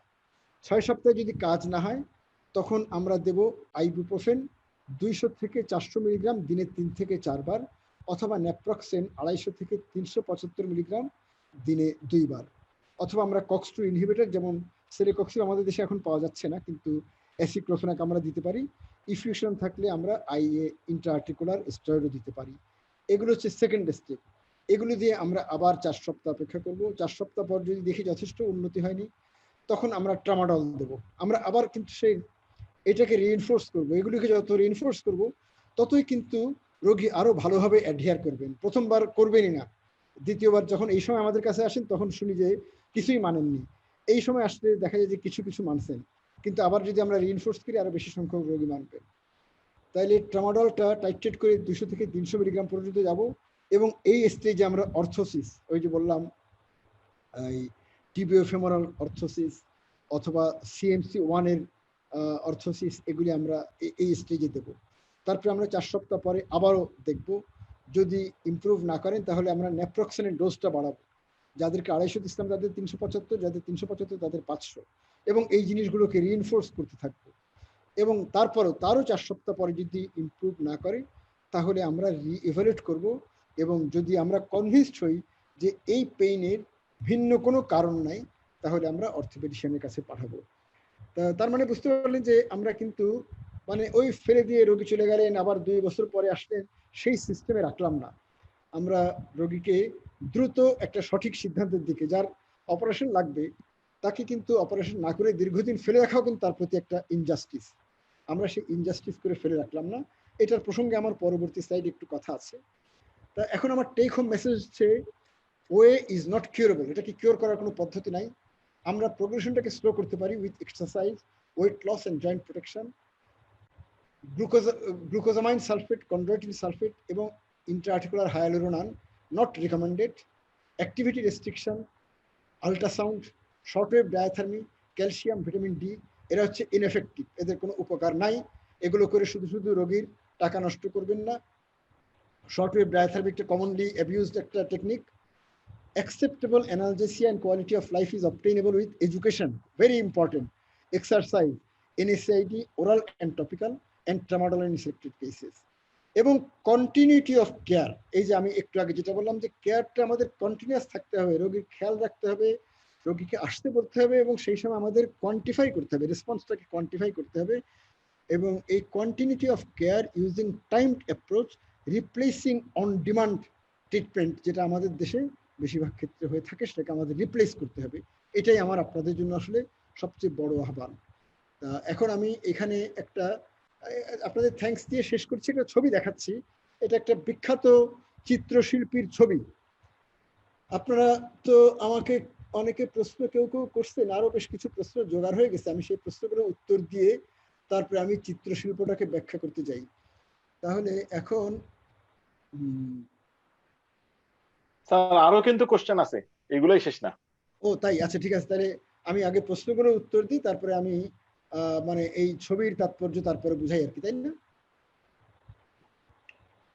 তাহলে প্রশ্ন যাদের আসছে মানে তারা কি মুখে করবেন বোধহয় না? না স্যার, আমার কাছে কিছু জমা আছে, আর আপনার তো ওই যে কোশ্চেন বক্সে আছে। আমি কি স্যার আপনি কোশ্চেন বক্সেরটা শেষ করে নেন স্যার আগে, আপনার সামনে যেগুলো আছে। কোশ্চেন বক্সে মনে হয় শেষ করে ফেলছি। না স্যার, অনেক 16টা কোশ্চেন হয়ে গেছে স্যার। কিন্তু আমি তো দেখতেছি যে এই যে শেষ প্রশ্নটা শওকত আলীর, want to know effect of aceclofenac on way, এটা তো স্যার আমি বলি স্যার, স্যার আমি বলি স্যার। হ্যাঁ ঠিক আছে, ওকে বলো। ডাক্তার সাইদুল আনোয়ার আরেকটা কোশ্চেন ছিল, ইন্ডিকেশন অফ গ্লুকোসামাইন কনভার্টেন, এটা আপনি আনসার দিয়ে দিবেন। নেক্সট কোশ্চেন হচ্ছে sir doctor Ashiq Chowdhury, sir if we use IV hyaluronic acid, how long and interval between dose we follow? না না, আসলে আইভি হাইলুরোনিক অ্যাসিড তো আইভি দেওয়ার কোনো রিকমেন্ডেশন নাই, আইভি দেওয়াই হয় না। মানে এমনকি কোম্পানিও যা দেয় সেটা কিন্তু ইন্ট্রা আর্টিকুলার, নট আইভি। এবং ইন্ট্রা আর্টিকুলার দেওয়ার দুইটা পদ্ধতি আছে, মানে দুটাই কোম্পানির, এগুলো আসলে কোনোটাই রিকমেন্ডেড না। আমি বলবো যে আপনার জন্য স্ট্রেইট উত্তর জানাটা সবচেয়ে ভালো হবে যে please don't use hyaluronic acid. এটা হচ্ছে সবচেয়ে স্ট্রেট ফরওয়ার্ড উত্তর আমার মনে হয় যে দুই কোম্পানি দুইভাবে ব্যবহার করছে, আমি সেই ডিটেলসে না যাই। আচ্ছা, নেক্সট কোশ্চেন আছে ডক্টর মোহাম্মদ ইকবাল হোসেনের।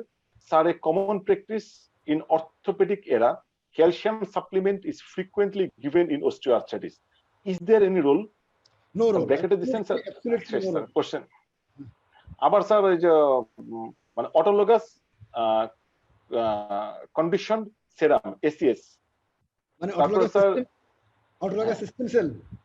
হ্যাঁ হ্যাঁ ACS sir, autologous condition serum, তারপরে Regenokine serum is helpful, is it available in BD or better than PRP? না না, এগুলি কোনোটাই এখন পর্যন্ত রিকমেন্ড করা হয়নি। এগুলির মধ্যে এক্সট্রিম হিটারোজেনিটি আছে in formula, preparation of the formulation, in dose, সবকিছু নিয়ে এগুলি কোনোটাই এখন পর্যন্ত রিকমেন্ড করা হয়নি। এটা কিন্তু পরিষ্কার। এবং আমি যেটা একটু আসলে আমি বোধহয় একটু অভদ্রভাবে আমার বলা হয়ে গেছে, তবু অভদ্রভাবে আবার রিপিট করি, এগুলো যারা ব্যবহার করছেন তারা হারাম খাচ্ছেন। এখানে আরো অনেকগুলো স্যার, এখানে আরো অনেকগুলো কোশ্চেন আছে স্যার, এগুলোর আনসার দিচ্ছেন, আরো 8-10টা ছিল মানে কোশ্চেন স্যার ভরে যেতেছে। আমি স্যার একটু আমাদের আজকের সেশনের আমরা আমাদের চেয়ারপারসন স্যার আপনার অত্যন্ত প্রিয় পাত্র এবং আমাদের একজন মানে এক্সট্রা অর্ডিনারি আউটস্ট্যান্ডিং একাডেমিশিয়ান আমাদের প্রফেসর প্রদীপ কুমার দত্ত স্যার। আমি যে কয়েকজন সহকর্মীকে আমার জীবনে সবচেয়ে বেশি ভালোবাসি তার মধ্যে একজন হচ্ছে আজকের চেয়ারপারসন স্যার প্রফেসর প্রদীপ কুমার দত্ত আজকে খুব একজন প্রাসঙ্গিক আমাদের প্যানেলিস্ট হিসেবে থাকতেছেন, কারণ যেহেতু স্যার আপনি অনেক বেশ কিছু পেইন কিলারের কথা বলছেন। প্রদীপ স্যারের কাছ থেকে একটু মানে সিকেডি এবং পেইন কিলার রিলেশন সম্বন্ধে একটু কিডনিকে ইগনোর করে কোনোভাবেই চলতে পারি না। এখন স্যার একটু মানে প্রদীপ কুমার দত্ত স্যার একটু যদি চেয়ারপারসন লাস্টে বলার কথা, কিন্তু স্যার এখন একটু আমাদের এই ব্যাপারে জাস্ট পেইন কিলার ইউজের গাইডলাইন সম্বন্ধে একটু স্যার বলতে পারেন, যেহেতু স্যার আছেন আমাদের সাথে। প্রথমে আমি আতিক ভাইকে অনেক ধন্যবাদ জানাচ্ছি। এই লেকচারটা আসলে আমার কাছে মনে হচ্ছিল আর্ট এবং সায়েন্সের একটা মিশ্রণ। স্যারে এত সুন্দর লেকচার বোধহয় অনেক দিন ধরে শুনি নাই। স্যারকে কি বলবো, স্যারের আমি হলাম স্যারের একদম মানে ভক্ত বলতে পারো আর কি। স্যারকে সবসময় ফলো করে আসছি। আতিক ভাই আমার 3 বছরের সিনিয়র। আমার লজ্জা লাগে। না না, আতিক ভাই আমার 3 বছরের সিনিয়র এবং উনাকে আসলে উনি একটা আমাদের জন্য আইডল ছিল। আসলে আমরা যারা ছিলাম 20 সিএমসিএন এ উনাকে আইডল মনে করতাম আর কি। তো স্যারের লেকচার সম্বন্ধে, আতিক ভাই লেকচার সম্বন্ধে আমি আর কিছু বলতে চাই না, তবে স্যারের কাছে আমার আতিক ভাইয়ের 2টা প্রশ্ন রয়ে গেছে। প্রশ্নগুলো আমি পরে আসতেছি, যেহেতু আমার পেইন উইথ সিকেডি একটু জানার জন্য বলতেছিলেন, সেই জন্য বলি। অ্যাকচুয়ালি এখানে অনেক প্রশ্ন আছে। Osteoarthritis is a type of the chronic pain. আমরা সিকেডির বেলায় পেইন রিলিভার হিসাবে আতিক ভাই যেটা বলছেন ফার্মাথেরাপি, নন ফার্মাকোলজিক্যাল থেরাপি অথবা ইন্টারভেনশন থেরাপি, তো আমরা বেশিটা কিন্তু ওই সিকেডির বেলায় অ্যাডজুভেন্টের উপরেই বেশি নির্ভর করতে হয়। তো আমরা ওই পুর যে পেইন ল্যাডার আছে, যে মাইল্ড, মডারেট, সিভিয়ার, ওভাবে আমরা ফলো করে যাই। আর যেটা ফিশিয়াল অ্যানালগ স্কেল দেখালো যে 1 to 10, এটাতে আমরা মনে করি যে আমাদের টার্গেট হলো 3-এর নিচে থাকা। 3 থেকে 7 কিন্তু মডারেট, আর 7-এর উপরে গেলে সিভিয়ার হয়ে যায়। আমাদের টার্গেট হলো দেখে রোগীকে কিভাবে 3-এর মধ্যে নিয়ে আসা যায়, এটা হলো আমাদের টার্গেট, 0 to 3। আমরা পেইন রিলিফ করতে গিয়ে এখানে 2-একটা ব্যাপারে একটু ইয়ে আছে আমাদের, যেমন ট্রামাডোলটা আমরা সিকেডিতে একদম আমরা বলি যে ইউজ না করাই বেটার। কারণটা হলো ট্রামাডোল যেভাবে কাজ করে সেটা কিন্তু সেরোটোনিন রিলিজ করে দেয়। সেরোটোনিন বেশি হওয়ার জন্য সেরোটোনিন সিনড্রোম হয়, পেশেন্টের রেসপিরেটরি ডিপ্রেশন। যেমন যারা দেখা গেছে যে ট্রামাডোল সিকেডিতে ইউজ করলে সিজার থ্রেশহোল্ড অনেক কমে যায় এবং the patient develop the seizures specially during dialysis. আর আমরা চিন্তা করি যে যেটা উনি আপনি বলছেন সুলিনডাক, কেন আমরা সুলিনডাকটা আমরা সিকেডিতে প্রেফার করি, কারণ সুলিনডাকটা হলো একমাত্র অ্যানালজেসিক যেটা প্রোস্টাগ্ল্যান্ডিন ইনহিবিশনটা করে না। এটা একটা বিরাট সুবিধা সুলিনডাকের। আর সবসময় শর্ট অ্যাক্টিং গুলো যাদের অ্যাক্টিং কম 12 ঘন্টার নিচে, এগুলো আমরা ইউজ করা প্রেফার করি। আর 2 নম্বর হলো আমরা উইক পেইন, যেগুলো একদম কম পেইন, এগুলোতে আমরা প্রথমে আসলে এখনো সিকেডি তে আমরা এসিটামিনোফেন দিয়ে ইউজ করি, সাথে একটা অ্যাডজুভেন্ট দিই।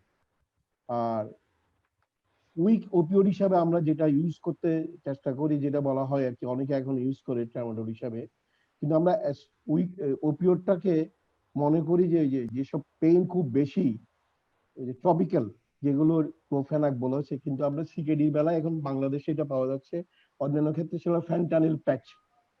ফ্যান্টানিল প্যাচটা ব্যাপারে আমি আতিক ভাইয়ের কাছে প্রশ্ন আছে, whether it is effective in osteoarthritis and a strong opioid is a fentanyl patch. আর 2 নম্বর যেটা আমার প্রশ্নটা হলো, what antihypertensive if a patient is hypertensive is preferable, CCB or ARBS inhibitor? কারণ একটা স্টাডি দেখলাম যে ক্যালসিয়াম চ্যানেল ব্লকারের সাথে সেলিকক্সি যারা ইউজ করছে ওদের পেইনটা কম হয়ে যায়, পেইন কম থাকে বলা হয়, পেইন রিলিভিং ক্যাপাসিটিটা বেশি থাকে। এই দুইটা প্রশ্ন রেখে আমি আমার বক্তব্য সবার শেষে আবার আতিক ভাইকে অনেক ধন্যবাদ দিচ্ছি যে এরকম একটা লেকচার, ওনার আগের লেকচারটাও আমি ইয়া থেকে নিয়ে ভিডিও করে রেখে দিছি, এটা আমি আমার মেয়েকে শোনাই যে স্যারের লেকচার, এটা এক্সেলেন্ট একটা অস্টিওআর্থ্রাইটিসের উপর লেকচার। আমার মনে হয় সবাই এটা প্রিজার্ভ করার মতো জিনিস আর কি। এরকম লেকচার কিন্তু এত সবকিছু মিলে এই 1 ঘন্টার মধ্যে অস্টিওআর্থ্রাইটিস যে শিখে ফেললাম আমরা। Many many thanks to Atiq ভাই, thank you very much. Thank you very much Pradip, অনেক ধন্যবাদ। আমি বলবো তুমি খুব কতগুলো সুন্দর প্রসঙ্গের অবতারণা করছো। তা এটা ঠিক যে আমরাও এটা যদিও ওইভাবে প্রকাশ্যে বলি না, মানে ট্রামাডল যে বলা হয় যে safe, it is not absolutely safe, নর ফর নাইদার ফর কিডনি নর for liver also, absolutely safe না, কিন্তু আমরা বাকি যেগুলি ব্যবহার করি সেগুলির তুলনায় একটু বেশি সেফ, এইটা একটা কারণ। আর মানে এই কারণে ট্রামাডলটা এখনো আছে, বরং আমি বলবো যে আমেরিকান কলেজ অফ রিউমাটোলজির যে রিকমেন্ডেশন এই বছরেরটা, তাতে বরং আগেরটাতে একটু দুর্বল ছিল, এইবারেরটাতে আরো একটু স্ট্রংলি সেটাকে প্লেস করছে। কিন্তু অন্যান্য ফেন্টানিল সহ অন্যান্য যে সমস্ত মানে ওপিয়েড লাইক যে এগুলো আছে অ্যানালজেসিক, সেগুলি সবগুলোকেই ডিসকারেজ করার মূল কারণটা হচ্ছে তাদের নার্কোটিক পটেনশিয়ালটা ট্রামাডলের চেয়ে বেশি, ট্রামাডলের নার্কোটিক পটেনশিয়ালটা কম, এটাই মূল কারণ হিসাবে দেখানো আর কি এখানে। হ্যাঁ, এটা হচ্ছে একটা। আর আরেকটা তুমি বললে জানি কিসের উপরে বলো দেখি, আর তোমার সেকেন্ড প্রশ্নটা কিসের উপর ছিল জানি? এই যে ফ্যান্টানিল প্যাচ যেটা আমরা বলি যে হ্যাঁ, ফেন্টানিল এখন বাংলাদেশে পাওয়া যাচ্ছে, অস্টিওআর্থ্রাইটিস কি ইউজ করা যাবে? ফেন্টানিল নিষেধ করে দিছে এই মানে নার্কোটিক পটেনশিয়ালের জন্য।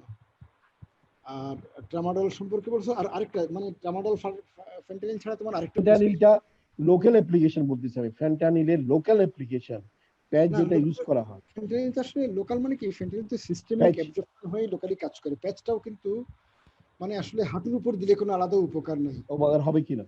হ্যাঁ মানে না, সেরকম কোনো ব্যাপার নাই। এটা আমরা ফেন্টানিল যেখানেই দিই না কেন ওখান থেকে রক্তে অ্যাবজর্ব হয়ে সিস্টেমিক সার্কুলেশন দিয়ে সে তার জায়গায় যাবে। কাজেই আমার সিকেডিতে কিন্তু আবার এটা অ্যাডভাইস করছে, মানে সিভিয়ার পেইন হলে ফেন্টানিল প্যাচটা দেওয়া, মানে strong opioid is better than the weak opioid like tramadol. আচ্ছা আচ্ছা, এই কথা বল। কিন্তু আবার আমেরিকান কলেজটা ক্যাটাগরি ইয়া করছে। তার 3 নম্বর প্রশ্ন ছিল যে ব্লাড প্রেসারের ওষুধ হিসেবে সিসিবিটা নাকি রাইট। হ্যাঁ, ওটা তো আমি ওইটা ছিল দ্বিতীয় প্রশ্ন। হ্যাঁ, সিসিবিটা মানে এনএসএইডির সাথে একটা মানে ইয়ে করে, কিছু এনএসএইডির অ্যাকশনটাকে বলা হয় অগমেন্ট করে আর কি। হ্যাঁ, একটু সাইনার্জিস্টিক ইফেক্ট আছে, কিন্তু এটা ঠিক যে আলটিমেটলি তো আমাদের মানে হাইপারটেনশনের রোগীদের অন্যান্য কনসিডারেশন থাকে অনেক বেশি, যেমন হার্ট, কিডনি, ব্রেইন, এগুলোকে নিয়ে বেশি চিন্তা ভাবনা থাকে। কাজেই শুধুমাত্র অস্টিওআর্থ্রাইটিসের কারণে একজনের ক্ষেত্রে আমরা মানে তার যদি অন্য কারণে একটা এসি ইনহিবিটর বা এআরবি বা একটা ডায়াবেটিককে যদি চুজ করা হয়, সেটাকে বদলায় শুধুমাত্র অস্টিওআর্থ্রাইটিসের জন্য অ্যান্টিহাইপারটেনসিভকে বদলানোর বোধহয় কথা এখনো বলে না আর কি। এই হচ্ছে স্যার। নেক্সট কোশ্চেন স্যার, আমি কোশ্চেনে যাই স্যার। ডক্টর জাজেবার একটা কোশ্চেন আছে sir. In SLE patient with osteoporosis, if patient develops osteoarthritis, already SLE osteoporosis আছে, if she develops osteoarthritis, and taking steroids and hydroxychloroquine, risperidone, will it cause progression of osteoarthritis? না না, এটা অস্টিওআর্থ্রাইটিসকে মানে একটা জিনিস কি যে স্টেরয়েড খাওয়ার কারণে ওজন বাড়ে ইনডাইরেক্টলি, ওবেসিটির কারণে অস্টিওআর্থ্রাইটিসের প্রোগ্রেশনটাকে এক্সেলারেট করবে, কিন্তু ওই যে হাইড্রক্সিক্লোরোকুইন, স্টেরয়েড, এরা কেউই অস্টিওআর্থ্রাইটিসের প্রোগ্রেশনকে এনহান্স করে না। হাইড্রক্সিক্লোরোকুইনের স্লাইটলি একটা খুবই দুর্বল অ্যান্টিডিসরপ্টিভ প্রপার্টি আছে, মানে বোন ডেন্সিটি একটু সামান্য কিছু বাড়াতে সাহায্য করে।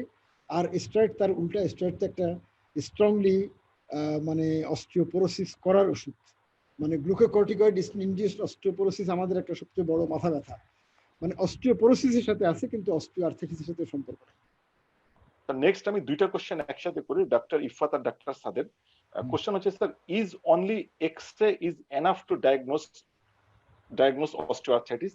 আর সেকেন্ড কোশ্চেন হচ্ছে relation between thyroid and parathyroid and osteoarthritis. আচ্ছা, একটা প্রথমটা হচ্ছে মানে এক্স-রে মানে সত্যিকার এনাফ কিনা? না, আমি প্রথমে বলবো যে আমি যে ডায়াগনস্টিক ক্রাইটেরিয়া দেখালাম, মানে নাইস, ইউলার এবং এসিআর এর তিনটে কোনোটাতেই কিন্তু এক্স-রে নাই। তার মানে আমি বলবো ডায়াগনোস করার জন্য কিন্তু এক্স-রে কোনো গুরুত্বই নাই আর কি, সোজা কথা হচ্ছে এটা। হ্যাঁ, মানে আমরা যেই রোগীটার জানি যে অস্টিওআর্থ্রাইটিস আছে, তার অস্টিওআর্থ্রাইটিসের প্রোগ্রেশনটাকে ফলো করার জন্য serial x-ray with measurement of joint space narrowing, এটার একটা গুরুত্ব আছে, খুবই বিরাট গুরুত্ব আছে। কিন্তু অস্টিওআর্থ্রাইটিস ডায়াগনোস করার জন্য এক্স-রের কোনো প্রয়োজন নাই। যদিও এসিআর এর আবার অস্টিওআর্থ্রাইটিস ডায়াগনোসিস তারা দুই ধরনের ক্রাইটেরিয়া তারা রেকমেন্ড করছে, আমি ইচ্ছা করে সেই জটিলতায় যাইনি। একটা হচ্ছে এক্স-রে বেসড, আর একটা হচ্ছে ক্লিনিক্যাল ক্রাইটেরিয়া।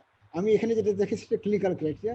যদি কারো যদি এক্স-রেতে মানে জয়েন্ট স্পেস ন্যারোয়িং থাকে বা অস্টিওফাইট থাকে, তাহলে এই ক্রাইটেরিয়াকে আরেকটু শিথিল করে অস্টিওআর্থ্রাইটিস ডায়াগনোস করার একটা আছে। কিন্তু আমার মোদ্দা কথা হচ্ছে মানে এক্স-রে ইজ নট এনাফ। শুধু এক্স-রে দিয়ে আমরা অস্টিওআর্থ্রাইটিস ডায়াগনোসিস করতে পারবো না, এবং আমরা এক্স-রে ছাড়াও শতকরা 100% কনফিডেন্ট ডায়াগনোস করতে পারি without x-ray, with the use of clinical tools, এই আর কি। হ্যাঁ স্যার, আপনার আরেকজনের লাইভ কোশ্চেন করতে যাচ্ছেন স্যার? হ্যাঁ স্যার, এখানে আমি একটু বলবো, একটু কমপ্লেন্ট করি এই জন্য। আতিক ভাইয়ের কাছে প্রশ্ন, যেটা আমরা যেমন সিকেডি তে যখন বোন ইনভলভমেন্ট হয় এবং অস্টিওআর্থ্রাইটিস অনেক সময় লাম্বারও ইনভলভ করে, সিকেডির জন্য বোন ডিস ডায়াগনোস করার জন্য কিন্তু আমরা এক্স-রেটা অনেক সময় ইউজ করি, এক্সেল লাম্বোসাইকেল স্পাইন যখন লাম্বার পেন। হ্যাঁ, দুই নম্বর হলো মাল্টিপল মায়োলোমা, যখন আমরা প্রায় ফেস করি যে রেনাল ফাংশন ইম্পেয়ারমেন্ট নিয়ে আসে, ওই মাল্টিপল মায়োলোমার সময় যে টু এক্সক্লুড দি মাল্টিপল মায়োলোমা আমরা কিন্তু এক্সরেটা ইউজ করি। এটা সম্বন্ধে আতিক ভাইয়ের ওপিনিয়ন কি? হ্যাঁ, মানে আমাদের যদি কোনো ওই রোগীর মানে পেইনের ক্যারেক্টারিস্টিক্স বা আদার ক্লিনিক্যাল ফিচার্স, কনস্টিটিউশনাল ফিচার্স, এইসব দেখে যদি মনে হয় যে এই ব্যথাটা আমরা ক্লিনিক্যালি কনফিডেন্ট হতে পারবো না যে দিস ইজ অস্টিওআর্থ্রাইটিস, আমার ডিডি এক্সক্লুড করতেই হবে, তখন তো আমাদের এক্সরে অবশ্যই করতে হবে। স্যার, এবার একটা লাইভ কোশ্চেন করবেন স্যার আপনার batchmate doctor Osman Farid sir, উনি লাইভ কোশ্চেন করতে যাচ্ছেন। ঠিক আছে। হ্যাঁ, doctor Osman Farid, please unmute করেন। ওসমান,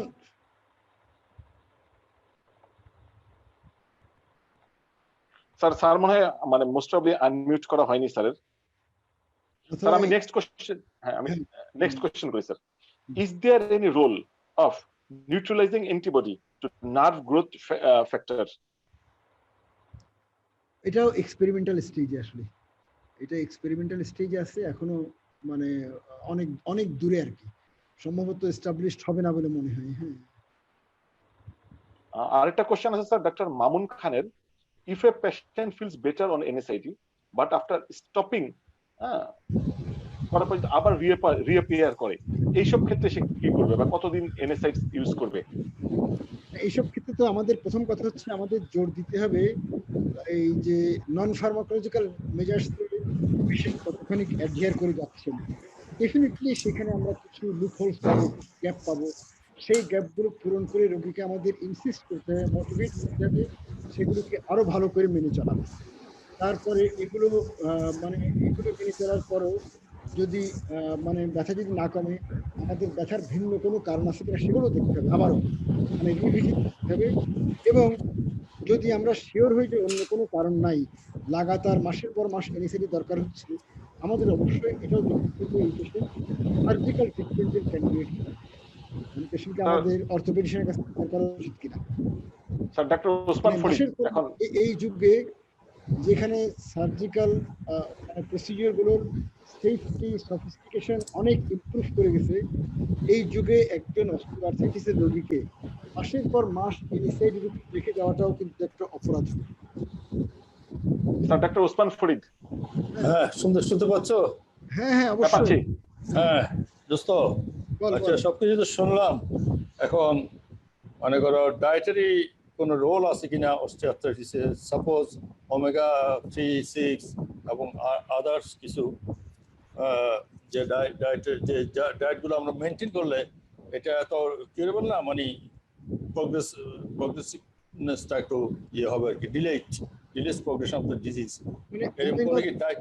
না, thank you very much. Omega 3 fatty অ্যাসিডের সামান্য খুব দুর্বল কিছু রোল পাওয়া গেছে রিউমাটয়েড আর্থ্রাইটিস আর এসএডিতে, কিন্তু সেটাও খুব দুর্বল। মানে বলে যে effect size is not enough to be recommended as a prescription item, prescription হিসেবে রিকমেন্ড করার মতো যথেষ্ট না। অস্টিওআর্থ্রাইটিসে এমন কিছু না, আর অস্টিওআর্থ্রাইটিসে এমন কোনো ডায়েট নাই যেটা অস্টিওআর্থ্রাইটিস কমাবে অথবা তাকে অ্যাক্সেলারেট করবে, এমন কোনো ডায়েটও নাই। কিন্তু ইম্পর্টেন্ট হচ্ছে টোটাল ক্যালোরিক রেস্ট্রিকশন। মানে অবেসিটিটা যাতে তার জন্য আমরা বলতে পারি, মান্নাকেও বলতে পারি, এহসান কোথায় গেল? আমরা বলি যে আমাদের ব্যাচের মধ্যে এই ওসমান ফরিদ হচ্ছে আমাদের role model, ideal for maintaining the same body weight since school. কিন্তু আমার স্কুলের ক্লাসমেট, স্কুলে যে ওয়েট ছিল এখনো তার একই ওয়েট রয়ে গেছে। ও হচ্ছে most ideal model for osteoarthritis patient. Sir question আর দুই একটা আছে স্যার। এখন আমাদের মাঝে আছেন স্যার আরেকজন প্যানেলিস্ট প্রফেসর ডক্টর সোহেলুল ইসলাম। আমি প্রফেসর ডক্টর সোহেলুল ইসলাম স্যারকে তার একটু ওপিনিয়ন শেয়ার করতে চাচ্ছি তার সাথে।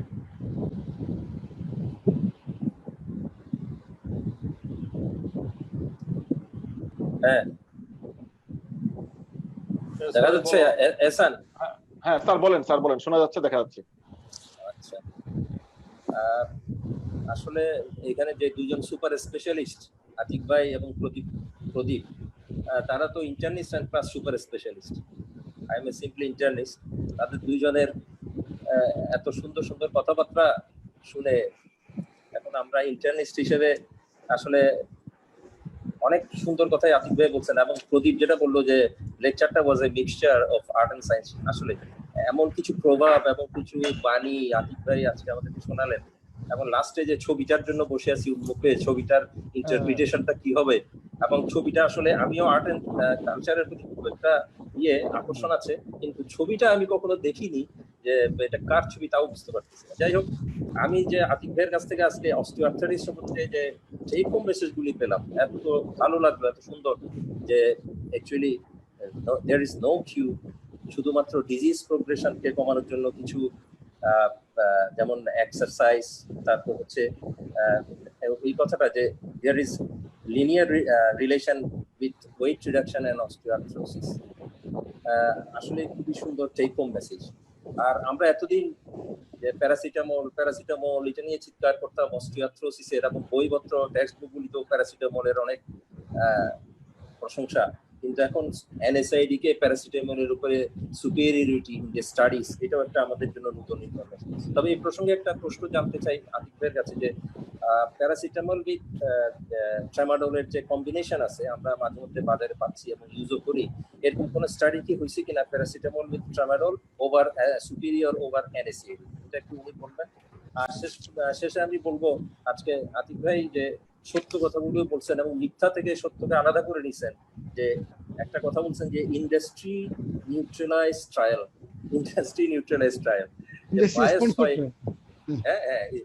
ইন্ডাস্ট্রি স্পন্সর ট্রায়াল গুলি, এবং যে সমস্ত স্টাডি গুলি ইন্ডাস্ট্রি নিউট্রালাইজড মানে দ্যাট ইজ ইন্ডাস্ট্রি স্পন্সর্ড না, এবং ওই এতদিন আমাদের অনেক অনেক ভুল ধারণা ছিল বিভিন্ন ফার্মাকোলজিক্যাল ট্রিটমেন্ট যেগুলির পিছনে যে ইন্ডাস্ট্রি স্পন্সর হওয়াতে বায়াসড ট্রায়াল, এই জন্য এই যে উনি সত্যকে মিথ্যা থেকে আলাদা করে ফেলছেন এবং নতুন নতুন কিছু ইনফরমেশন দিচ্ছেন, এটার জন্য অনেক ধন্যবাদ। এবং সবশেষে আজকের চেয়ারপারসন প্রদীপ কুমার দত্ত, ও সুপার সুপার সুপার স্পেশালিটি, এবং ও যে কিডনির সাথে যে রিলেশন, যে বিশেষ করে যে পেইন, ভিজুয়াল পেইন অ্যানালগ, হ্যাঁ, এগুলির সাথে যে কিডনি, আমাদের অনেক কিছু জানা ছিল না আসলে। আমরা এমপিরিক্যালি এনএসএডি এবং এমপিরিক্যালি বিভিন্ন পেইন কিলার ইউজ করি, যেগুলি কিডনির জন্য কতটুকু ইয়ে। আর একটা যে সিজার থ্রেশহোল্ডের কথা বললো, কিডনির পেশেন্টের সিজার থ্রেশহোল্ড কমাই ফেলে এসএসআরআইগুলি, এগুলি নতুন ইনফরমেশন। অনেক ধন্যবাদ এটার জন্য প্রদীপকেও। সো আপনাকেও ধন্যবাদ। আমার প্রশ্নটা একটু জানাবেন। আল্লাহ হাফেজ স্যার। আমি আর কিছু কোশ্চেন আছে স্যার, এগুলো নেওয়ার আগে স্যার আমি একটু বলে নিই স্যার। আপনি একটা জিনিস যেটা বলছেন, একাডেমিক বিশেষত্ব ওয়ালারা বন্ধু মহলে নাকি জনপ্রিয় হয় না, কিন্তু আপনার ক্ষেত্রে এটা স্যার 100% উল্টা। আপনি স্যার আপনার বন্ধু মহলে প্রচন্ড জনপ্রিয়। আরেকটা জিনিস হচ্ছে সাংঘাতিক, আরেকটা জিনিস স্যার, আপনি আপনার লেকচারে তো স্যার আমি আসলে কোনো কমপ্লিমেন্ট দিই নাই। আপনার আসলে উচিত ওই যে বিল ক্লিনটন বা ওনারা যেরকম ওই যে টাকা নিয়ে লেকচার দেওয়া শুরু করছে বা টিকিট কেটে, হয়তো ভবিষ্যতে স্যার আপনার এরকম কিছু করতে হবে।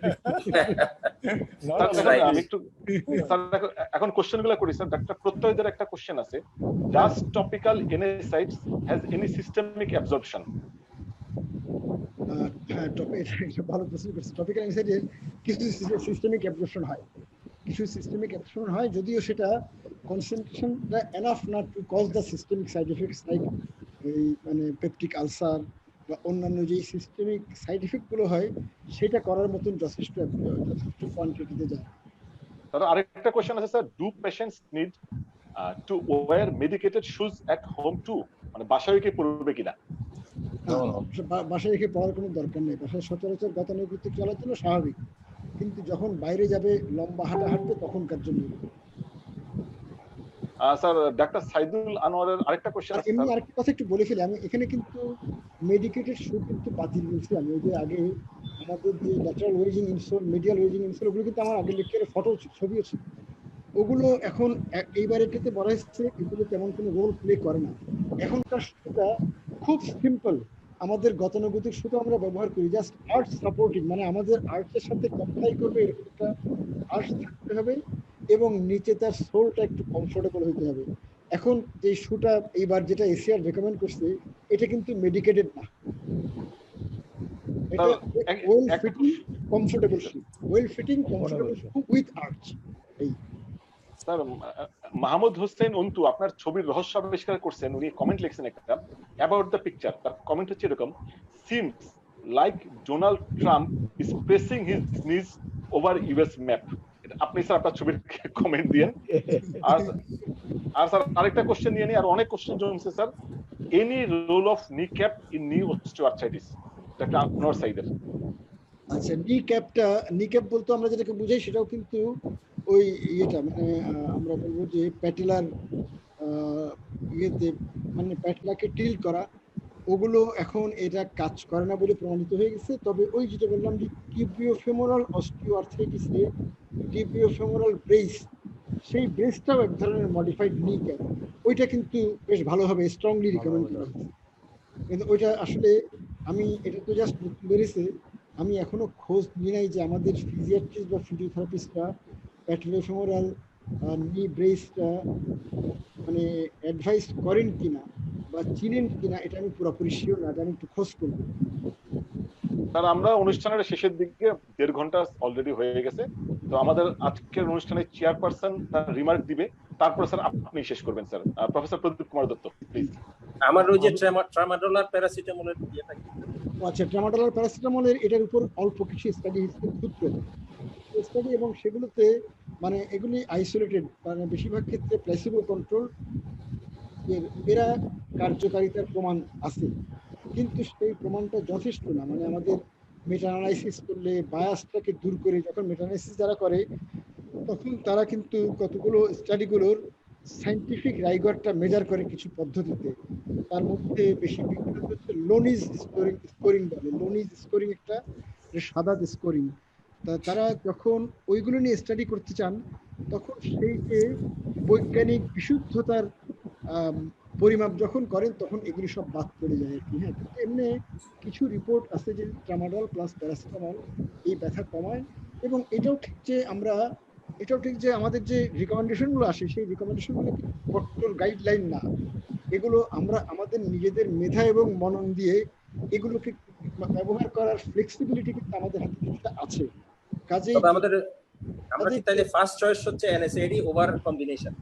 হ্যাঁ হ্যাঁ, অবশ্যই এনএসএডি। কিন্তু আমি যদি কারো যেমন আছে কারো সিকেডি অথবা বয়সটা বেশি 75 এর উপরে, যাদেরকে আমরা এনএসএডি দিতে পারতেছি না, সেই মানুষগুলোর যদি অনেক জয়েন্ট হয়ে থাকে অথবা একটা জয়েন্টে কিন্তু টপিক্যাল এনএসএডি কাজ হচ্ছে না এবং তাদেরকে আমরা ট্রামাডল দিলাম, শুধু ট্রামাডলে সাইড এফেক্ট বেশি অথবা কাজ ভালো হচ্ছে না, তখন কিন্তু আমরা ট্রামাডল প্লাস প্যারাসিটামল দিয়ে তাদেরকে দেখতে পারি। Thank you. এখানে আমি আরেকটা প্রশ্ন একটু করতে পারি, যে প্রশ্নটা আতিক ভাইকে, সেটা হলো হাইড্রোমরফন বাংলাদেশে পাওয়া যায়, ও মরফিন নাম, যেটা ক্যান্সারে ইউজ করে, whether this drug is usable in case of severe osteoarthritis. What is your opinion? মানে এটা আসলে আমি বলবো যে আমাদের এসিআর তো খুব ক্যাটাগরিক্যালি নিষেধ করে দিচ্ছে, খুবই ক্যাটাগরিক্যাল কিন্তু ব্যাপারে। হ্যাঁ, কিন্তু আমরা যদি দেখি যে কোনো একজন রোগীর ব্যথা আমরা কোনোভাবেই কমাতে পারতেছি না এবং সেই রোগীর অপারেশন লাগবে, এই মানে আমাদের ইন্টারিম পিরিয়ড অপারেশনটাও ঠিক হচ্ছে, অপারেশনটা আমাদের দেশে আমরা সাথে সাথে হয়ে যাচ্ছে না, সেই সমস্ত ক্ষেত্রে যাদের নার্কোটিক পটেনশিয়ালটা কম, নার্কোটিক পটেনশিয়ালও মেজার করার কিন্তু পদ্ধতি আছে, স্কোরিং আছে সিস্টেম, যদি আমরা যদি দেখি সেগুলো কম, তাহলে হয়তো খুব লিমিটেড পিরিয়ডের জন্য আমরা কিছু রোগীর ক্ষেত্রে কম্প্যাশনেট গ্রাউন্ডে নিজস্ব ডিসক্রিপশনে আমরা ব্যবহার করতে পারি। Thank you. Pradeep sir please আপনার। আচ্ছা, আমি চেয়ারম্যানের আগে আমি এটা ক্লিয়ার করে দেব কিনা? চেয়ারম্যান না স্যার, আপনি ক্লিয়ার করে শেষ করেন স্যার। এটা লাস্টে করলে ভালো হবে, সবাই ওটা নিয়ে আমরা বাড়ি যাব। প্রথমে প্রফেসর সৈয়দ আতিকুল ভাইকে আমি অনেক ধন্যবাদ জানাচ্ছি আমার পক্ষ থেকে, বিডি ফিজিশিয়ানের পক্ষ থেকে, আজকের পার্টিসিপেন্ট যারা আছে সবার পক্ষ থেকে। এত সুন্দর একটা লেকচার অস্টিওআর্থ্রাইটিসের উপর এই উইদিন 1.5 আওয়ার পুরো অস্টিওআর্থ্রাইটিসকে উনি কভার করে একটা লেকচার দিয়েছেন, এই জন্য আমরা ওনার কাছে কৃতজ্ঞ। আজকের কোয়েশ্চেন সেশনটাও খুবই সুন্দর হয়েছে, যারা পার্টিসিপেন্টদের কোয়েশ্চেন। আমি আরো ধন্যবাদ জানাই সোহেলকে, সোহেল আমার খুব ক্লোজ ফ্রেন্ড, সেও কিন্তু খুব একটা সাহিত্যিক ছেলে, কিন্তু সে অনেক সুন্দর কবিতা লেখে, কিন্তু ফেসবুকে আপনারা দেখে থাকবেন। তার তুলনা সেই আমরা আমাদের পুরো ব্যাচের মধ্যেই সে এত সুন্দর, তার গলার টোনটাও, তার mode of delivery was so nice, মানে ইট ইজ রিয়েলি অ্যাপ্রিশিয়েবল। আমি আরো ধন্যবাদ জানাচ্ছি ওসমান ফরিদ ভাইকে আজকে এই প্রেজেন্টেশনে সুন্দর করে, অন্যান্য সবাই যারা, বিশেষ করে এহসান আমাকে জোর করে এনে কিছুক্ষণ আধা ঘন্টা আগে চেয়ারম্যান বানাই দিছে। আতিক ভাইয়ের প্রেজেন্টেশন আমি চেয়ারম্যান, এটা আমার কাছে খুবই দৃষ্টিকটু লাগছিল আর কি। আমি ধরতে গেলে ওনার ছাত্রের মতোই, ওনার কাছ থেকে আমরা কিন্তু সবকিছুই, এই যে নেচার বলেন, জিওগ্রাফি বলেন, পলিটিক্স বলেন, সায়েন্স বলেন, উনাকে আমরা কিন্তু আইডল মানি। আমরা যে কোনো আলোচনায় কিন্তু উনি প্রথম আসে। তো এটা আমি আর বলার অপেক্ষা রাখে না যে ওনার কাছে যে আমরা কিরকম আর কি, উনি আমাদের আর কি ছোট ভাইয়ের মতো খুব স্নেহ করেন। আতিক ভাইকে আমি আবার ধন্যবাদ জানাচ্ছি, আবার বিডি ফিজিশিয়ানকে ধন্যবাদ জানাচ্ছি। এরকম রেগুলার একটা প্রোগ্রাম করে যাচ্ছে তারা, যদিও যারা স্পিকার তাদেরকে অনেক কষ্ট দিচ্ছে মনে হয়, ধরে এনে সে বসাই দিচ্ছে। আমার উপর যাতে এটা না আসে, এটার জন্য আমি এসএমকে আগেতেই অনুরোধ করে রাখছি। ধন্যবাদ সবাইকে আজকে এই প্রোগ্রামের জন্য। ধন্যবাদ। আতিক ভাই আর প্রদীপ, দুইটা সৌন্দর্যের একসাথে সাক্ষাৎ হচ্ছে একটা এক্সপ্লোশন, বিস্ফোরণ। এটা হলো সাহিত্যের, এই হলো সাহিত্যের বলে সোহেলের কবিত্ব প্রতিভার বিস্ফোরণ এখানে হচ্ছে আর কি। আপনি এখন ছবিটা বলেন। আচ্ছা ঠিক আছে, আমি ছবিটা বলি। এই ছবিটা একজন মাইক ওহারা নাম, উনি আমেরিকান একজন শিল্পী, আর্টিস্ট, ওনার আঁকা। উনি অবশ্য নিজেও রিউমাটয়েড আর্থ্রাইটিসের রোগী। এটা হচ্ছে ফেমারের লোয়ার এন্ড, এটা হচ্ছে টিবিয়ার আপার এন্ড, টিবিয়ার হেড, এটা হচ্ছে ফিবুলার আপার এন্ড, আর এটা হচ্ছে সোলিয়াস গ্যাস্ট্রোকনোমিয়াস পিছন থেকে দেখা যাচ্ছে। এইটাই হচ্ছে এই আর্টের মূল বিষয়বস্তু আর কি। হ্যাঁ, এটা মানে নি অস্টিওআর্থ্রাইটিস মানে কে কেন্দ্র করে ওনার আঁকা ছবি, মানে তার শিল্পীর দৃষ্টিতে আমাদের অস্টিওআর্থ্রাইটিক নির গঠন। ওইটাকে লাল কালার করলো কেন অতীক ভাই? ওগুলি তো ওই বিষয় তো আর জানি না আসলে। হয়তো ব্লাড ভেসেলস হবে হয়তো স্যার, ব্লাড। তা হতে পারে। যাই হোক, মোটামুটি আমি সবাইকে মনোযোগ দিয়ে আমার বক্তব্য শোনার জন্য ধন্যবাদ জানাচ্ছি। আমি বিশেষ করে প্রদীপকে ধন্যবাদ জানাবো। আমার সাথে প্রদীপের সম্পর্কের যেই আমি বলবো অন্তরঙ্গতা বা ঘনিষ্ঠতাটা, এটা কতখানি প্রদীপের কথায় নিশ্চয়ই ফুটে উঠছে। এবং আমি সত্যি আসলে প্রদীপকে আমি আপন ছোট ভাইয়ের চেয়েও বেশি মনে করি। প্রদীপ মানে সোহেল দুজনকেই, এটা ওরা নিশ্চয়ই দুজনে খুব ভালোভাবে অনুভব করে। আমি যারা ধৈর্য ধরে এতক্ষণ ধরে আমার বক্তব্য শুনলেন তাদেরকেও আমি কৃতজ্ঞতা জানাবো, কারণ আমি জানি যে এই ধরনের লেংদি এবং একটা dry lecture, osteoarthritis dry subject, এটাতে মনোযোগ রাখা খুবই কঠিন। পিটি ফিজিশিয়ানসকে ধন্যবাদ দেব এটার আয়োজন করা, এবং আমি পাশাপাশি বোধহয় এটা স্পন্সর করছে হেলথ কেয়ার, না? হেলথ কেয়ারকেও আমি ধন্যবাদ দিচ্ছি।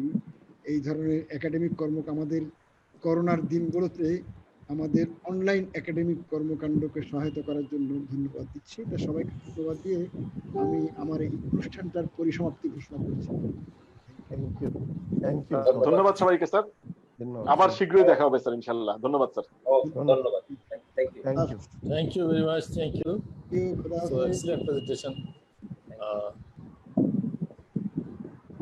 Thanks a lot.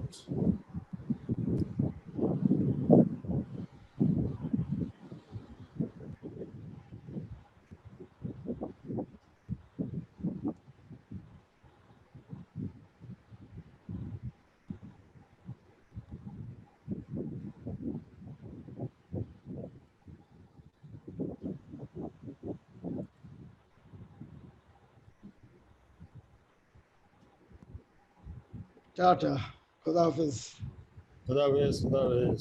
খোদা হাফেজ।